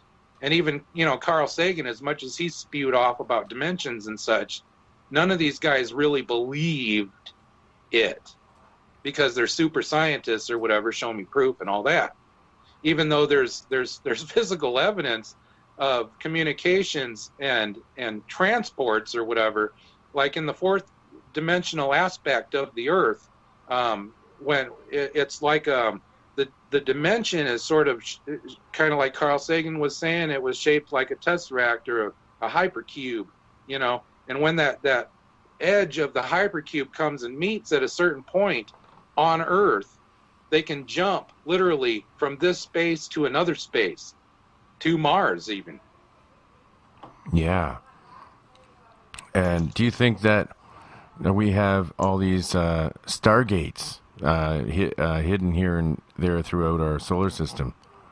Like the one that... Yes, I do. I think that there's old natural technology like that. Yeah, like the one I don't that think apparently... I don't think it's been invented. I think it's nature. I think it's been there, yeah. Maybe it could just be some kind of natural portal that opens once in a while just because of quantum effects, from natural quantum effects. So who knows? But right. Yeah. Anyways, what do we got here? We're gonna. Can I spin one more? Go ahead, Eric. That's what I was gonna do. I was gonna throw it back to you. I kind of interrupted you there. No problem. I just don't want to be rude. Okay, so I'm trying to get a grip on the information. There's a lot of information that's coming from people like yourself. We had another guy on our show. He wrote this book called The Extra Dimensionals. His name's John D'Souza, and he believes he worked for the FBI for 20 years, by the way. But he believes that there's these entities, these beings that are coming from dimensions, not just like the moon or Mars. His theory is more. Okay, but do you also believe, is it possible that there's beings and crafts that are physical that are also within our solar system, that are traveling in our solar system that are not dimensionals? Yes, absolutely. There's definitely complexity there. There were a couple of types that Eisenhower actually met, and one of them just bleeped in to our reality, and it was written about. There were so many witnesses to that event, that it's not a coincidence that all these people that come from different backgrounds of life or whatever were there at that time, and they witnessed these things. And they said that there were interdimensional type beings that popped into reality, and what they wanted to exchange was biological material because they wanted an avatar. They wanted to investigate avatar science. So that's what all of those experiments are about. They're not as nefarious as people might think. These beings just want to develop a body that they can live on Earth with, even if it's like mushroom skin or something, you know. But these are like a soul transference. Is that kind of what they're trying to figure out how they can transference? Yes. Okay, so here's I want to spin this at you too. Do you think that okay? So some people like to label the good aliens and the bad aliens. People like Greer want to say that they're mostly good aliens. I'm not going to pick one side or the other. But right, is it a reasonable speculation to think that maybe these extra-dimensional aliens or whatever ET entities could be labeled the good guys, and the ones traveling around and hiding on the moon and Mars might be more of the nefarious ones? Or what do you have any kind of theories on that? Well, in my perception, it's just if we look at analyzing some of the psychology of human beings, you know, there's not really good or bad people. There's good or bad energy. You know, so whether you want to go all the way back and call it archons or whatever, there's shit energy as well. You know, so we can't really judge a species of extraterrestrials when the body doesn't mean a damn thing here. In this dimensional reality, it can look like anything, as we know. You know, so these beings, they just want to have this experience within this reality. It's very sought after out there. You know, whether it's dimensionals or whether it's beings that are actually traveling through space and flying around, which are from pretty far away, as well as the ones that are living on the moon that have been watching us the whole time. These beings have some kind of they have some kind of attachment to us, you know. So there's a lot more going on than just an ancient war or something like that, because they learned from that. There's a lot more going on as far as Earth goes, and I believe that these beings are stopping wars from happening. They're you know, disarming peacekeeper missiles, you know, in mid-flight. They're disarming missile bunkers. You know, it's been reported that they've done this over and over again. So I think that's. Go ahead. I'm sorry. No, they're not going to let us light off a nuke in space, and we're considered floating around in space. What would a nuke really do in space? There's no, like, I don't know if it would really bother anything. I don't think it would bother anything. There's radiation out there already anyway. So, yeah. If you light a nuke off, it'll cause a chain reaction, and it could light up one of the hydrogen fields out there. Okay, yeah, maybe that, yeah.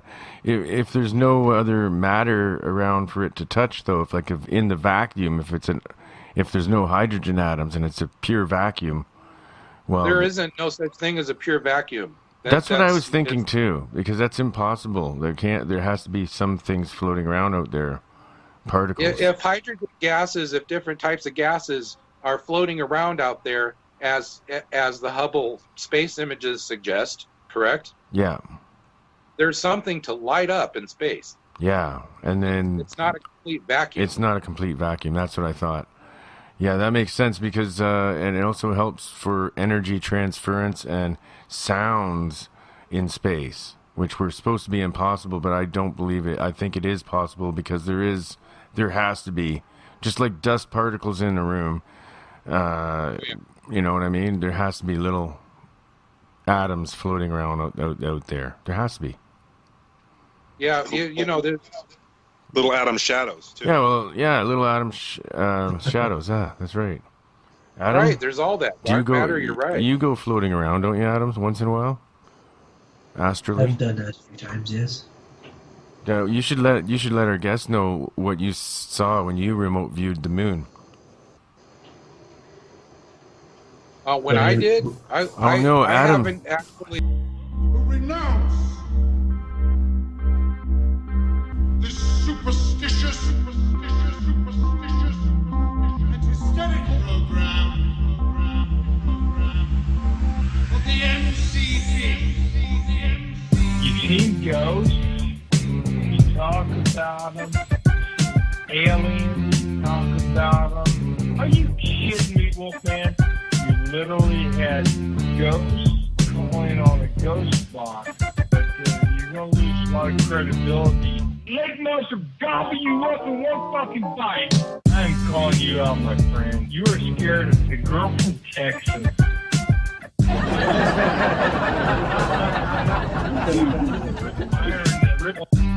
Listening fucking muzzle of the fucking marsupial. She was hairier than this ass punch. Oh my goodness. Who in the world are you? Hollering like that. Angry as blood. Your neighbors hear you. You must live in the forest for them to yell that loud. The Monster Castle. Radio. Witnesses have described it as not quite Right.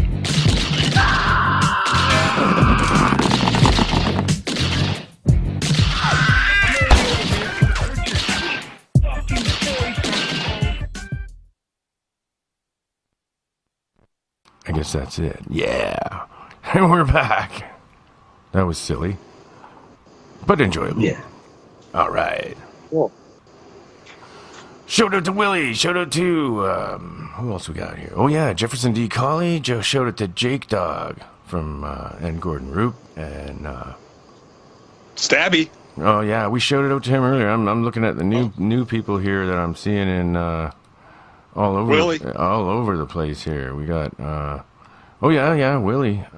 Kurt Green's in the Kurt house. Green. Melissa Quigley. James Best. Apocalypse. Yeah, Apocalypse. Caramel. We got new ones, man. We got new people that are right here every week now with us.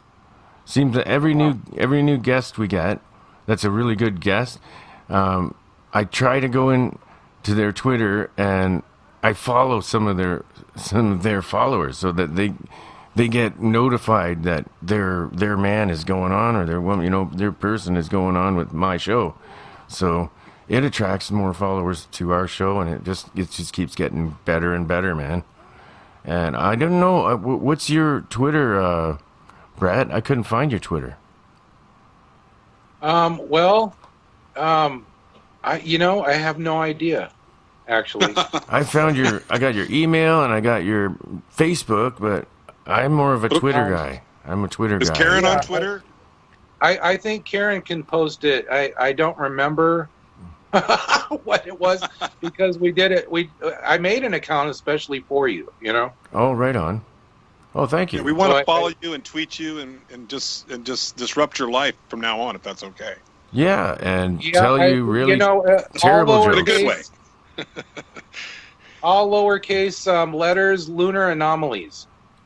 Okay, and Adam, I think you were gonna quickly tell your account of the remote viewing the moon. Yeah, I actually just did it again. But when the first time that I did it,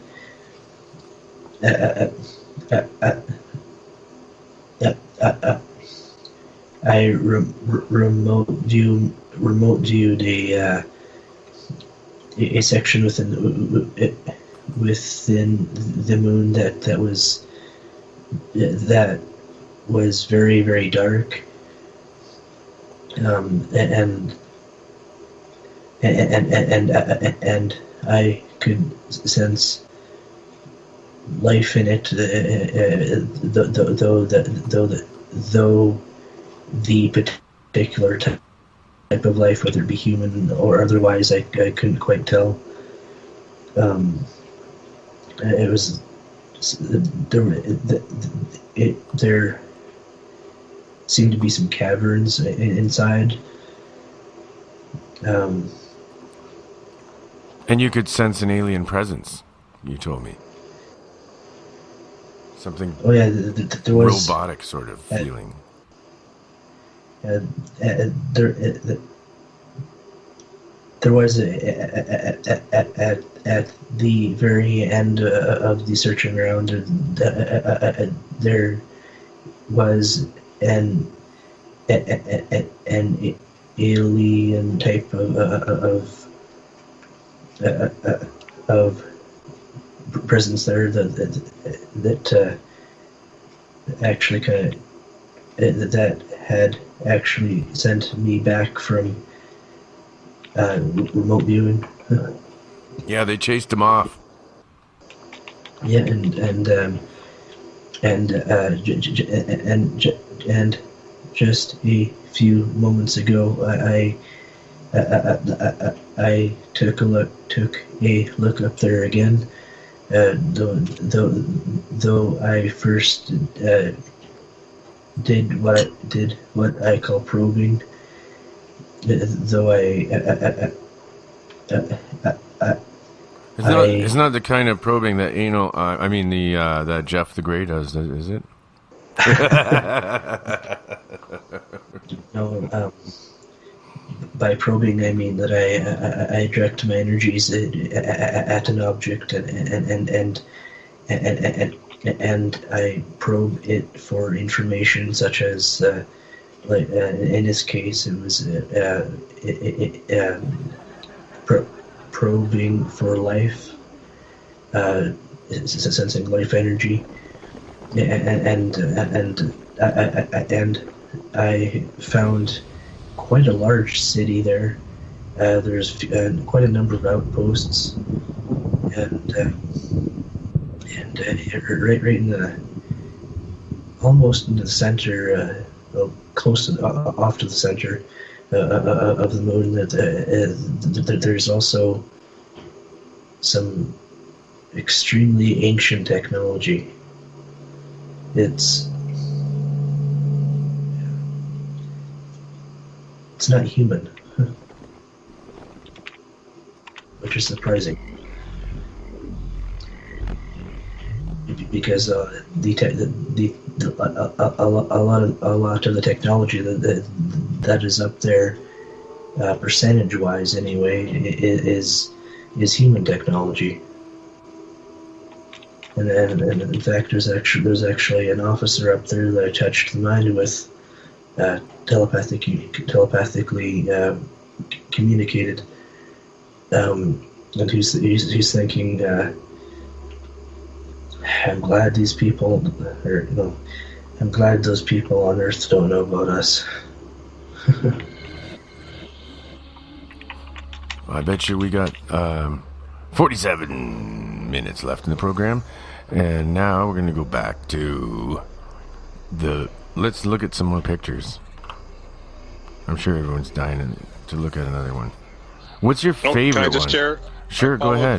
Go ahead. At Lunar Anomalies, and he's got a lot of pictures on his media page on Twitter. If people want to go on Twitter right now, they can see a lot of these pictures, right? Is that right, Bret? Yes, I think I've got quite a few on there. I think I posted some. So it was at Lunar Anomalies? That's it? Yeah. And then he says, I like he's from India, by the way. Oh, I am. Oh, wow. Yeah, you're from India, apparently. Nice. That's what it says on your Twitter feed. Probably, There's nothing wrong with it. Who knows? I'm from a dimension far away, so I'm even further. Well, I think mine says outer space. The Scythians started in the Vedic region of northern India, Interesting. Did I make any sense at all to you guys, or? Oh yeah, I've heard it before, and it makes perfect sense to me. Like I said, like they pushed him away. They pushed Adam away. That the alien presence there was had a robotic feel to it, and it chased him off.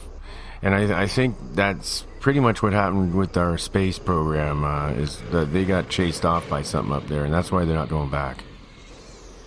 Yeah, if people immerse themselves in their own cohort history or what they've been told, what is real and what is not, they're already kind of fried, Seriously.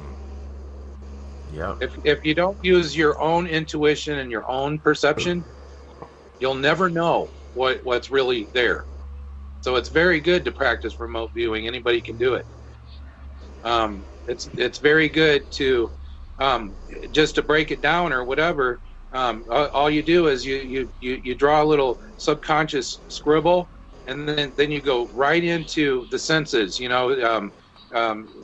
Sight, sound, touch, feel. And dimension.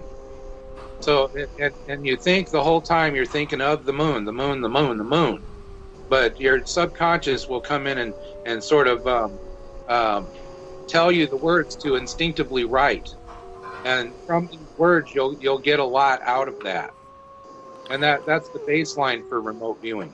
By the way, if anyone has in the chat room looked at some of the pictures and you have a question, I'm sure that it's the time. You wouldn't mind, Bret, if somebody called in and asked about some of the pictures, and the number is 775-990-8447. Call in to the show on Skype at WolfmanMike47 or 775-990-8447. And oh man, I'm having a great time tonight. Yeah, and if anyone wants to ask about any of your pictures, do you believe that the moon landings were real? Or do you think it was a faked thing and the real thing happened separately? I think this is what I think. I think that the moon landings are real and the pictures they showed us are fake. How does that sound? That's what I think too. That's exactly what I think. The pictures are fake, but they did go there. But I don't even think they went there in the craft that they showed us. No, I don't either. I think they were taken there by ETs. No, I think they probably reverse engineered a flying saucer and went up there in that. Maybe German technology. They may have. You're right. They may have actually had an ET with them that was helping them learn how to use the technology. But I'm sure that it was either given to them or they learned it from the crashes, which are real. I don't care what anyone says. Jimmy Carter told Willie Nelson. And I talked to the guy on my show, and it's real. It's all real. As far as I'm concerned, that's disclosure. Willie Nelson says it's true, it's fucking true. Right. And from what I sensed up there, the human technology is far more advanced than down here. Oh. There was actual types of energy weapons there.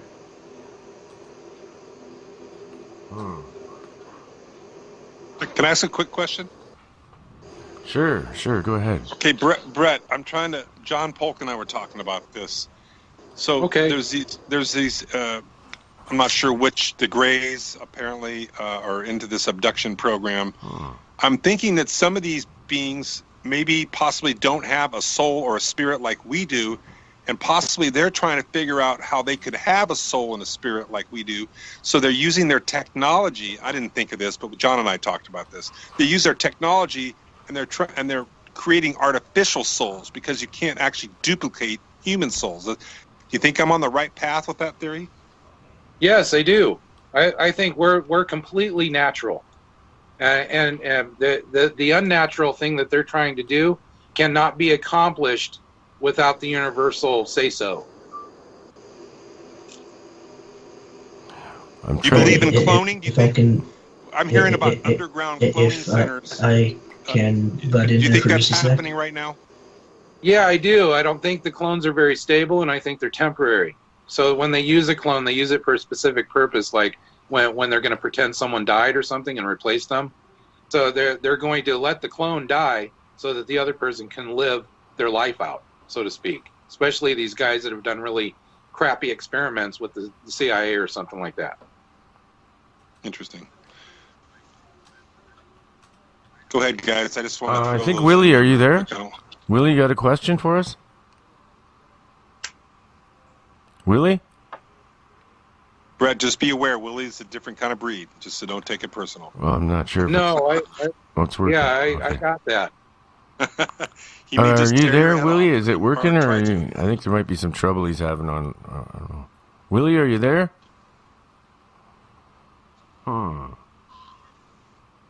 Well, his screen's flashing like he's trying to talk, but there's nothing coming through. It's on the same line as you guys, so. I don't want him to hate me or anything. No, he's all right. As long, if he's really drunk, if he's drunk, then he's quite loud. But other than that, he's a nice guy. People just take him the wrong way. I'm posting an image right now of what I saw on Highway 10. Exactly what I saw. I'm an artist. I know exactly what I saw to the detail, and I'm posting that particular technology that I think that they use to go to the moon and space now. Oh, nice. I gotta check that out. Okay. Well, I'm gonna continue trying to get these people. I don't know why. I don't know if you're calling into the show. Don't use the Wolfman Mike 47. Use the call-in number. I think it should add better to this call because I got a couple people on the line. It seems to add easier when you call in with the 775-990-8447. I don't know, Willie, what you called in with, but I tried to add you back. Yeah, it says you're added. I don't know what's going on. Maybe you're muted or something. Kurt Green says he's calling in right now. I'm gonna have to, unless he uses the added call-in number. Oh, he's using that. Oh, wait a minute. It said it would put us on hold too. So somebody that is in this call hasn't accepted my contact request. That's what's going on, and that would stop people from being able to call in. Yeah. I can't take it. Yeah, that sucks. I can't take the calls. I love it. Oh, that sucks. I can't take the calls. I'm going to start putting people on the other line over here so I can take calls.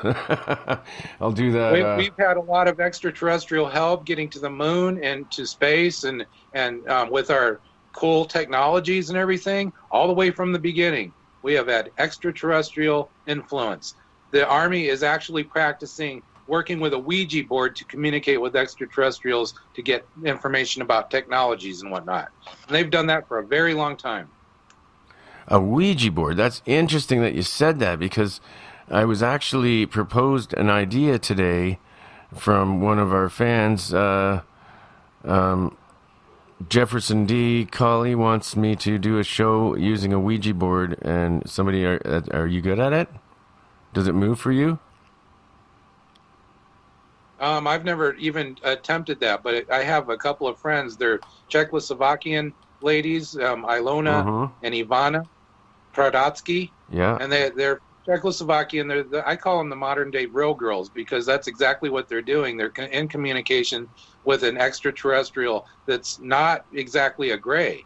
They're not grays in particular. They have like peach fuzzy white hair and they're bluish looking. They have different colored eyes, like we do. And these girls are so cool. I helped them get their book out with the exact transcripts that they got from the automatic writing sessions that they've done with extraterrestrial. And that's called Czech Girls Contact. Nice. And that's on Amazon or wherever you can find that on the internet. Somebody on the line. Is somebody there? Yeah, this is Matt Pachyderm. Pardon me? Who is it? Hi.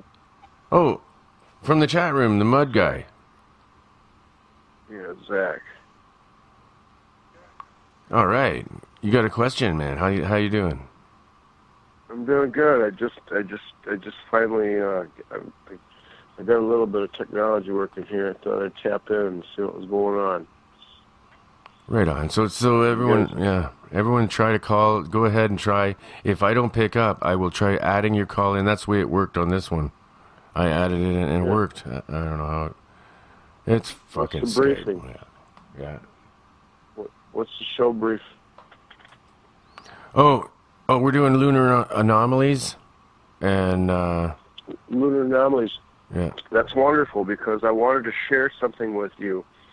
There's lunar anomalies going on right now, correct? Oh yeah. There's weird shit up there. Well, listen, last night, okay, I had I think a Morse code message was being tapped out on my computer screen. I have a touch screen computer, and I broke the screen the other night, and it's been difficult to use. And when I came back from the place that I broke it at, I came back to this place that has a lot of demonic energy or a lot of spiritual energy in it, and I sat down and I tried to use it. Well, there's these little spots all over the screen where you could see, like, when your finger touches it, it makes a spot. So there was a lot of activity going on my screen, interference, and I could see on both edges of the screen where there were spots where, like, things were touching it.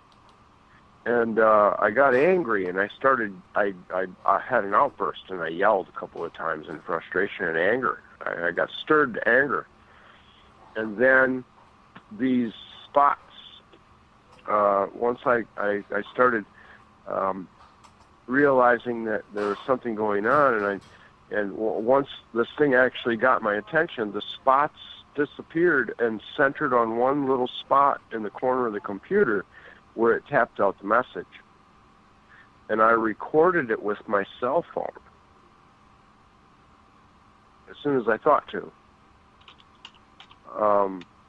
So I'm interested in hooking up with the Morse code specialist that could possibly read the message if there's a message there. There's been a lot of spiritual activity going on here in this home. I spoke to you about it before, and we talked to a couple of psychics, and they said that there's a female presence.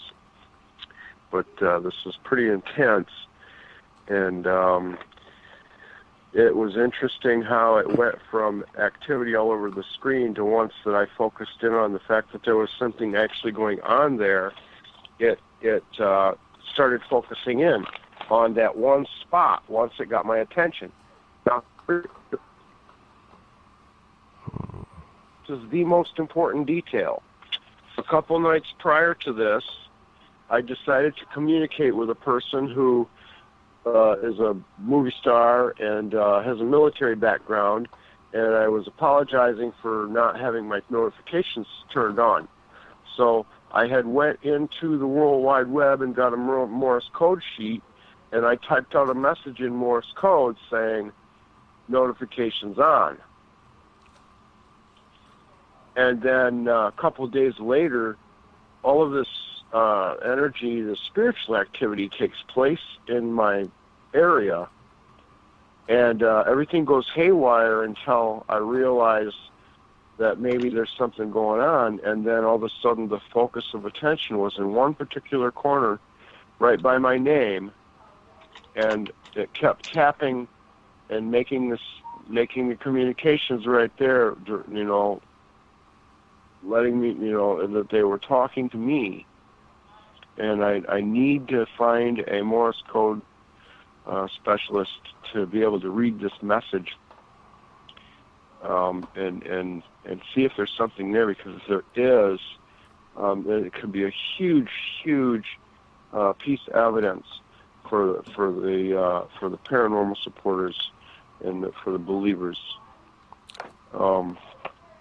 Okay. This just happened last night. I'm a little confused. Cool. Are we talking to Zach? Can I say something? Okay, yeah, Zach, how you doing? Yeah. I recognize your voice now. All right. Yeah, sure. Who's there? Go ahead and say something.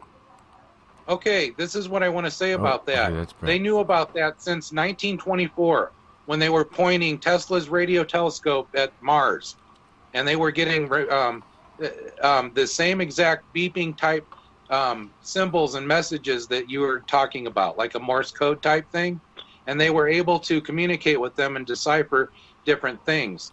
The people that are on Mars are like the Patal were on Earth. They speak that way, like you know. So they got different communications out of it. They knew they differentiated between humans and Martians. They differentiated, you know, things like that. So your Morse code thing is absolutely accurate. They are speaking that way technologically. I have video evidence of this I believe. transition. Hey, thanks for the call, Zach. I gotta let you go though, because we're heading into break. But why don't you join us on the Dirty Rotten Taro show later? Okay. Okay. Yeah. Who are you talking to? Hey, this is. I'm talking to Zach. This is my super secret phone, my new government phone that I'm talking to you on. So program this number for Mad Pat Derv or whatever you want me to use it for. Okay. Or whatever you recognize me with. Yeah. I still got the other call one. back in. Call back in. We're done this show in a half hour, and then get a hold of me, and you can do the after show with me. All right. Okay. Yeah, I found some of your music. I found some of your music.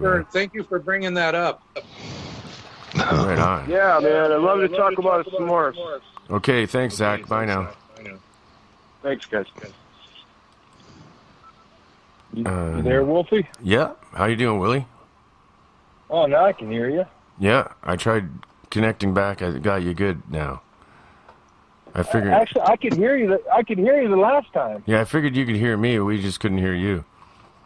I don't know why. Oh, right on, right on. So, Willie, what's your take on all this, Willie? I'm dying to hear it.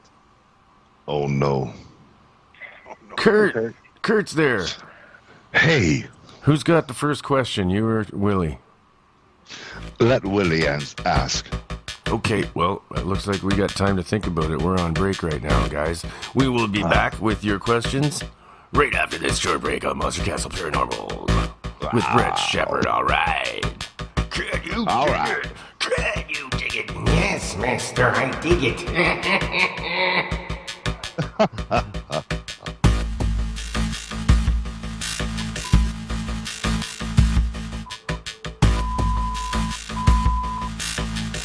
This is Holiday on the Moon. Love and Rocket song. Done by Pussifier.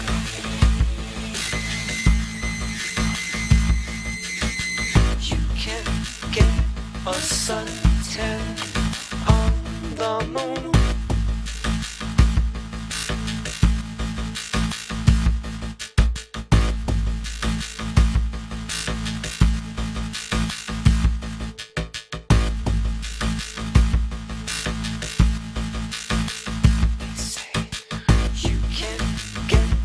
Suntan on the moon.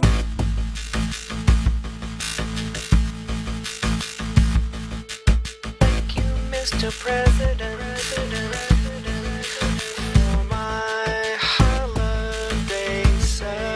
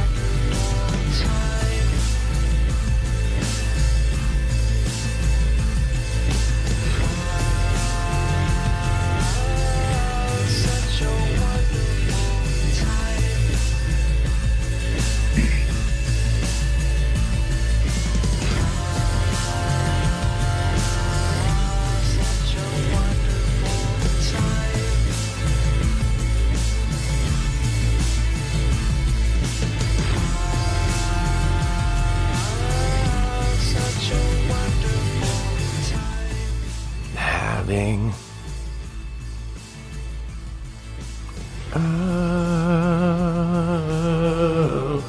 such a wonderful time we're having.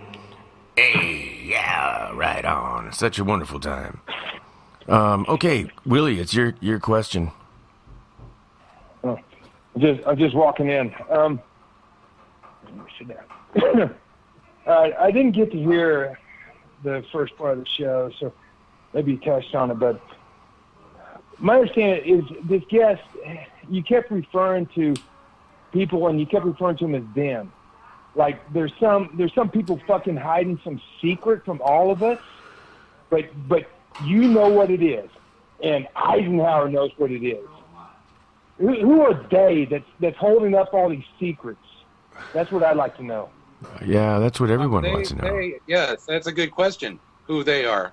They are the military-industrial complexes. They are bullshit. We opened up a fucking weed store here last week, and I hear from fucking piece of shit. If anyone's not successful, you guys sit back there and you smoke your fucking weed, and anyone that's successful, you think they have an agenda to hold you back. You're not that fucking important.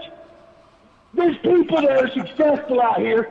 They're not out here trying to fucking rule the world. They're just trying to make shit for themselves. I'll tell you what. You can be part of a government if you want to. You can be part of a military-industrial complex if you want to. But you want to sit back and smoke your fucking weed and talk to your fucking aliens. You say shit didn't land on the fucking moon. That's fucking insane, buddy. Do you know how to build a house? Do you know how to, who do you think they are? Willie, wait a minute. What? Well, wait a minute. Who do you think they are then? Who is they? What's your opinion? There is no they. They is the people like me that go get real fucking jobs. That don't say, I'm not successful because some alien or some president then, holding me back. And then you just go ahead and use fluoride, don't you, with your toothpaste? So, who are they? They're the kid fucking priests or whatever, and that are running the churches. They're the people in Hollywood that are now coming out as a bunch of frickin' pedophiles. What? They're the military-industrial complex. They will do anything to sell drugs and fuel to the public. They are they, and I don't give a shit who they are. I think they could also refer to, when people say they, who they're really referring to is like basically the priests of Amun, because that's where the hidden knowledge has always been kept with the priests of Amun. Yeah. And it goes back to that. It all traces back to that. And that's why at the end of the prayers you say amen. Amen, amen, amen, amun. Yeah, they are your God kings. They are the ones that give they are you controlling money you. They are bitch about it. They are putting the fluoride in your and they're keeping you stupid, so you can't get your psychic abilities don't work right with fluoride. It's Prozac. They are the ones that alter your perception. Exactly. Oh fuck! You hippie bastards! You got to stop using fluoride, Willie. And more fucking excuses that you can't be successful. What do you think, Kurt? You don't blame it on your fucking fluoride. All right. Anyways, Kurt. Does or whatever. I don't smoke pot. I don't crack on who does. But I'll tell you what. Do you know how? Can you go out in the woods and build a fucking house? And install No. Your question's done. It's Kurt's turn. We only have 20 minutes left. You had your chance, Willie. He answered you. Kurt, it's your turn. Claim that you know what goes on in fucking Mars. No, but thanks for your comments, Willie. And anyways, if you want to join me on the after show, you're welcome to. But I got to let Kurt give his question now, if you don't mind. Sorry, bud. Can I listen on the line, Wolfman? Or sure, yeah, sure. You can listen in. But mute. I'll mute, please. I'll mute. Thank you. Brett, that was minor, Brett, by the way. He he tore my butt way bad. Hey, it's minor for me. Believe me. Kurt, are you there? Kurt, I just want to let Bret know. Yeah, you know what? I really don't have a question. How do you do? I'm Kurt Green, and nice to meet you, Bret. Thank you. I just wanted to say I'm sorry that you had to go through so much as a child. That must have been detrimental for you, but you came out of it. Yes. Yeah, nothing worse than to have to go through that as a child, all that kind of, and I had a little bit of stuff going on when I was a kid like that. Nothing as bad as what you have talked about, but dang, I'm glad you come out of it. You got a wife now, you have children. Well, I had 3 wives, and I don't anymore. I have Karen, which has saved my life, Yeah, well, you got Karen, you got you a soulmate there, and just keep on doing what you're doing. And I think you sound great. I'm just going to hang on the line here, Wolfman. I really don't have I know that the moon landing was fake. I believe that in my gut. My one-on-one relationship with my God, he instinctively impresses that on me with no doubt that was all phony. We had a president in office then, erased tapes and broke into people's stuff and murder and all kind of crap. So I just don't believe anything he did was true. And that's my take on it. All right. Adam, do you have any more questions? Adam, I can't hardly hear you. Are you still there? I'm still here, yeah. Okay, yeah, Adam. Yeah, I think you got cut off on a question a little while back. Yeah. I do have a question. Yeah. Earlier on, you were talking about the about psyops, and it has been many years since I've heard another say that term, and I was wondering, what exactly do you know of the psyops from any country? Well, what I know, especially in the United States, is that the psyops are to alter the public perception so that they can continue doing their black budget projects and experiments and such, and they really are doing those things. Can we break it down for people that don't even know what psyops means? First, start out with that. Yeah, a psychological operation is what that means, and the psychological operation is to make the public think something while something else is going on. It's almost like a black flag. Sometimes they do that through a new religion, I mean, that sounds almost like the same thing as a false flag event. Yes, the false flag events are a psyop. Okay. So, I'm not what's happening in Syria right now. It's I'm following this guy who lives in Syria who's saying that they love that Assad there, that he does not do this gas, and it's all the elite powers of control, cabal, that's actually orchestrating this, because there's only 3 countries left that are not part of the Rothschild banking system, so they're trying to push that guy out of there. Was that what's happening? Yes, that's what's happening. Exactly. There's that aspect, and they're also looking for ancient artifacts and technology in the area of in the Baltics. Well, so there was like that's where their people came from. Did you guys hear about the giant that was spotted catching a cow, picking up a cow and running off with it? Yeah, I've heard about stuff like that. That was in Syria not too long ago. One of the U.S. soldiers reported seeing a huge giant human run out of this cave, and he picked up a full-grown cow, put it under his arm, and ran back into the cave with it. Yeah. Fuck.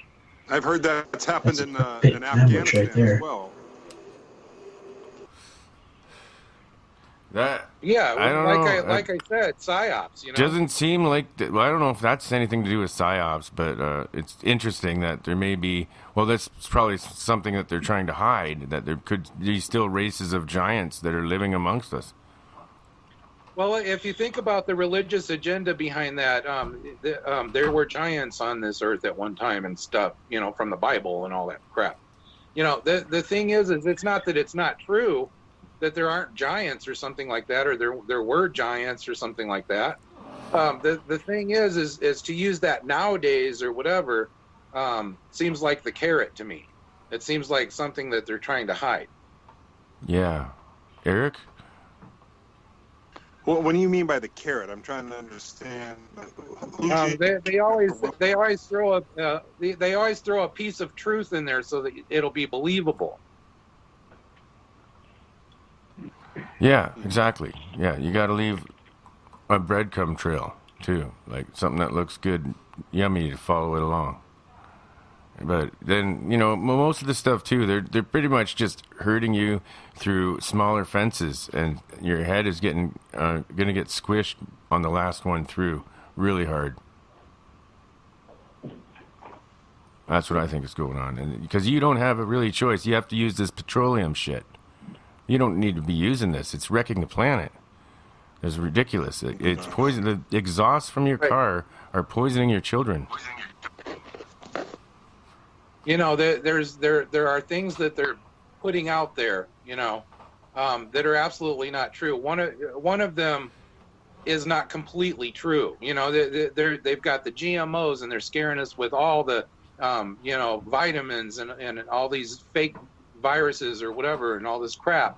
Now, it's not that that's not going on and they're not creating viruses under a lab in Germany or East Germany or something like that. It's that it's not really released out into the public. It's a psyop. It's bullshit. It's for you to get a vaccine that makes you stupid or makes you die early. Exactly. Fear porn. They use fear to try to control us is what they're doing. They use fear to control us. Man, it's good talking with you, man. Hey, Willie, you got another question? We got time. Well, no, it wasn't actually a question, but I don't want to be rude to the guy. Well, all right, then a legitimate question. Or an argument. What you're saying. All right. Well, you said they're over there in Syria looking for artifacts. Come on, dude. Right. You know, it's the cradle of mankind. Go fuck, dude. The army has a new thing. Good God. Well, that's. Then why don't they just kill everybody? They can't. Because that would that would be too blatant, and everyone would just. Then people might just wake up and go with pitchforks to City Hall and take over like they should. Well, apparently these people have such great powers that our pitchforks would be rendered fucking useless against them.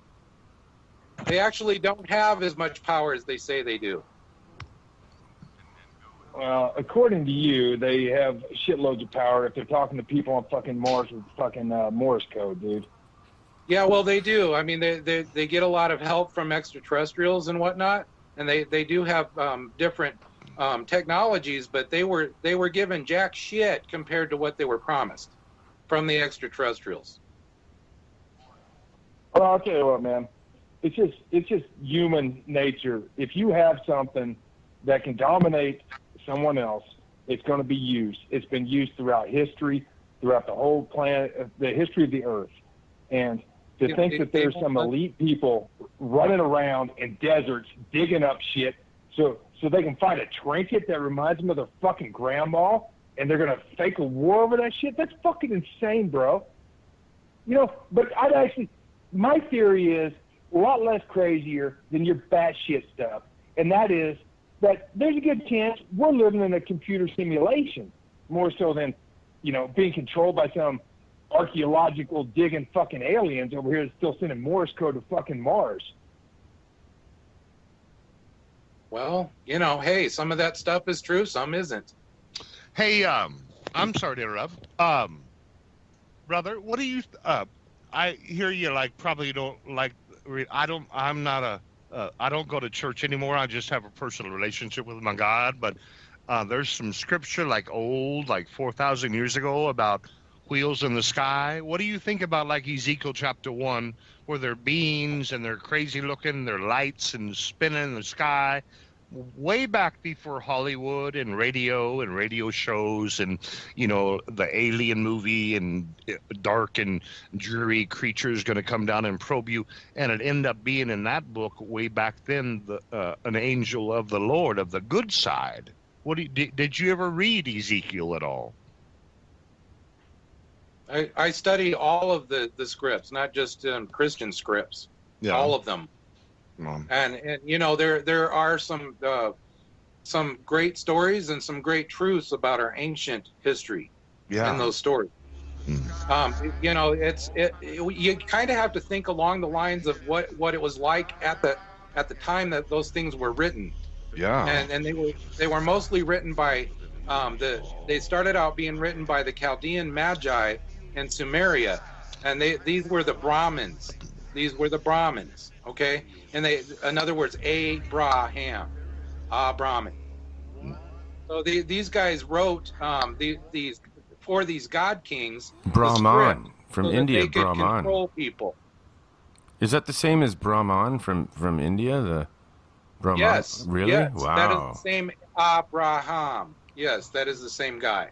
Wow, because that's what they say. When your soul, the Hindus believe that when your soul dies, it becomes one with Brahman. Yes, and they also talk about Maya. They talk about the illusion that people are talking, that the last caller was talking about everything being some kind of matrix or computer simulation or something. Willie what and he's I talking share about that. is the perception of the morphogenic field, and this morphogenic field is how the matter collects. And it's what we see that is the illusion, you know. So it's all of these things are talked about and discussed in old Gnostic texts and stuff. Yeah. And they you know, it's real. It's damn. We could do a whole our other unreality show, man. is real. We got our illusion on Maya is real. Maya, I've never heard that before. Maya was the old what transpired into the Eve character in the Bible, representing all of creation. It's kind of like Gaia. Yes, Gaia, Maya. Yeah, exactly. Really? You got it. Okay, wow. Okay, cool. I get it. What I know we're jumping topics here. Because I know you don't have much time left. But yeah, what is Bret working on now? What kind of projects? Okay, great question. Right now right now I'm working on my book Digital Moon. I'm squaring it away. It discusses a lot of these things, and a very important aspect as a teaching tool for artists or whoever is to use your own perception and use your own experiences in your life to determine things. Because they lied. They're trying to alter our perception. You know, and we can cut through the crap that way.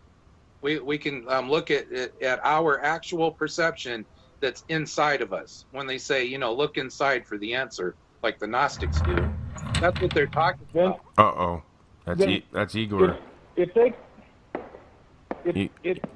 go so far as to start a war in the Middle East, to dig up artifacts, why? And if they're so powerful, why would they let you publish a book exposing them? She hasn't for 3 years. They haven't let me for 3 years. But miraculously, you can now. This is Igor. Right. Well, right now, the way people like me, experiencers, are getting away with telling their story is the exact same reason that you think, is because they know that people will think it's batshit crazy. Hello, Bret. So you know, it won't matter if I Sheppard. publish that or say anything, because they'll just say it's from past history of mental illness. It's from whatever, you know. But those, hey, if you're not speaking of right mental, now, in this day and age, then you know. Speaking of mental illness, though, you know, Igor has a question for you. He came up all the way up from the dungeon because he wants to ask you a question, please, Bret. It's Igor. He's from the dungeon. He's our kind of like our caretaker here at the castle. Yes, Mr. Bret, I would like to I like to ask, what is your favorite picture of weird things on the moon? Thank you. Well, I've got a couple, but one of my very favorite things on the moon is a giant spire that's sticking up off the surface miles high. Thanks, Igor. Right on. It was a pretty good question, actually, for the last one. I wanted to know that, too. So it's a spider? No, it's a giant spire, like a big thing spire. sticking out, Have you like got, a finger out of the moon. So you must have Kind of this like one. an obelisk. It looks like an obelisk. Almost. Can you post that one up quick? A natural obelisk, yeah. It's what Hoagland pointed out. The spire that he got from the old Russian or Apollo 10 Russian image. It was an old crappy image, very low resolution, and he showed this spire sticking out with this thing on top. Well, I discovered a much nicer picture of that thing, and it looks like a very natural giant thing that's sticking out off the surface of the moon, and I don't care what anyone believes about what's on the moon or whatever. That thing is weird, even in a NASA image. Yeah, man. All right. Could you post it for us, or do you have it easy? You actually have it on the as the poster picture for the group there. Oh, that's the one I used. Oh, that's right. Yeah. Okay, great. Okay, so you just look on the episode, and it's also on my advertising poster. So that's the one. Cool. Right on. What a great way to end. Anybody else? We still got about 4 minutes. Anybody else got questions? And thanks again. I just wanted to thank the guest for coming on, man. Yeah, thank you very much. Yeah, appreciate it very, very much. I wanted to tell people I'm going to be speaking with Karen Christine Patrick at the 6th Annual Mars Anomaly Conference in Mobile, Alabama. Right on. Groovy. And you can find information on moonmarsspace.com. And what's your Facebook? My Facebook is Bret Colin Sheppard, BretColin Sheppard. And I'd be happy to be your friend, even Willie. Right on. There you go. Thank you for being brave At tonight. least somebody will be friends with Willie besides me. I was feeling like we were the only ones left, except Darren and everyone. They all gave up on us. Oh well. Oh, man. Shout out to my friend Ryan Knight Cole from Alaska on Twitter, #47Talk. All right. And yeah, and man, we could do a whole other show with all this. There's so many topics, and we haven't even really gone over the pictures like I usually do with a guest of your nature. Yeah, it ties into everything, and I have too many pictures to go over, honestly. Yeah. And yeah, I'd really like to mention Jake Dog. The comments like yours, man, that really means a lot to me, man. That's what keeps me going.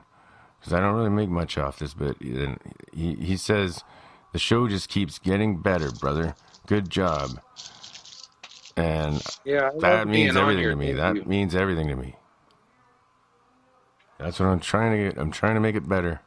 And I'm using Willie. It is getting better, Wolf. I have to agree. I mean, you kind of got sidetracked, and I like those other guys that tried to get you involved, but it seemed like it sidetracked you. But you're back on track. I'm impressed. Man. I'm focused again. It was actually deflecting my attention towards what I'm trying to do, which is more of a.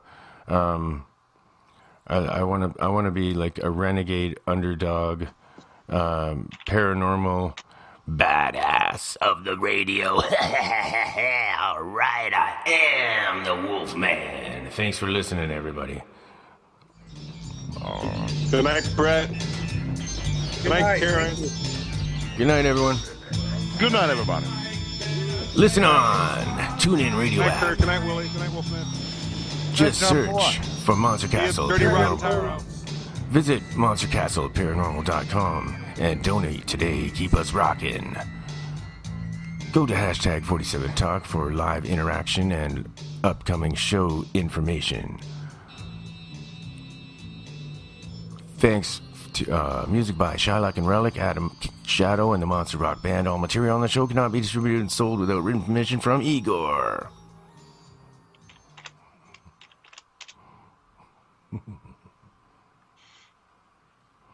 Oh, we're still on. Yeah, we're still on. And there's still 20 seconds left. I miscalculated by 20 seconds. Let's see, I've got 20 seconds left. What can I say? Yeah, you know what? The lunar images seem to be laden. Picture puzzles, and the obfuscated art is really good, almost like classical art. The puzzles are used for texturing over correct lunar topography, which would indicate that was done on purpose to hide whatever lunar orbiter actually captured. Perhaps large structures as seen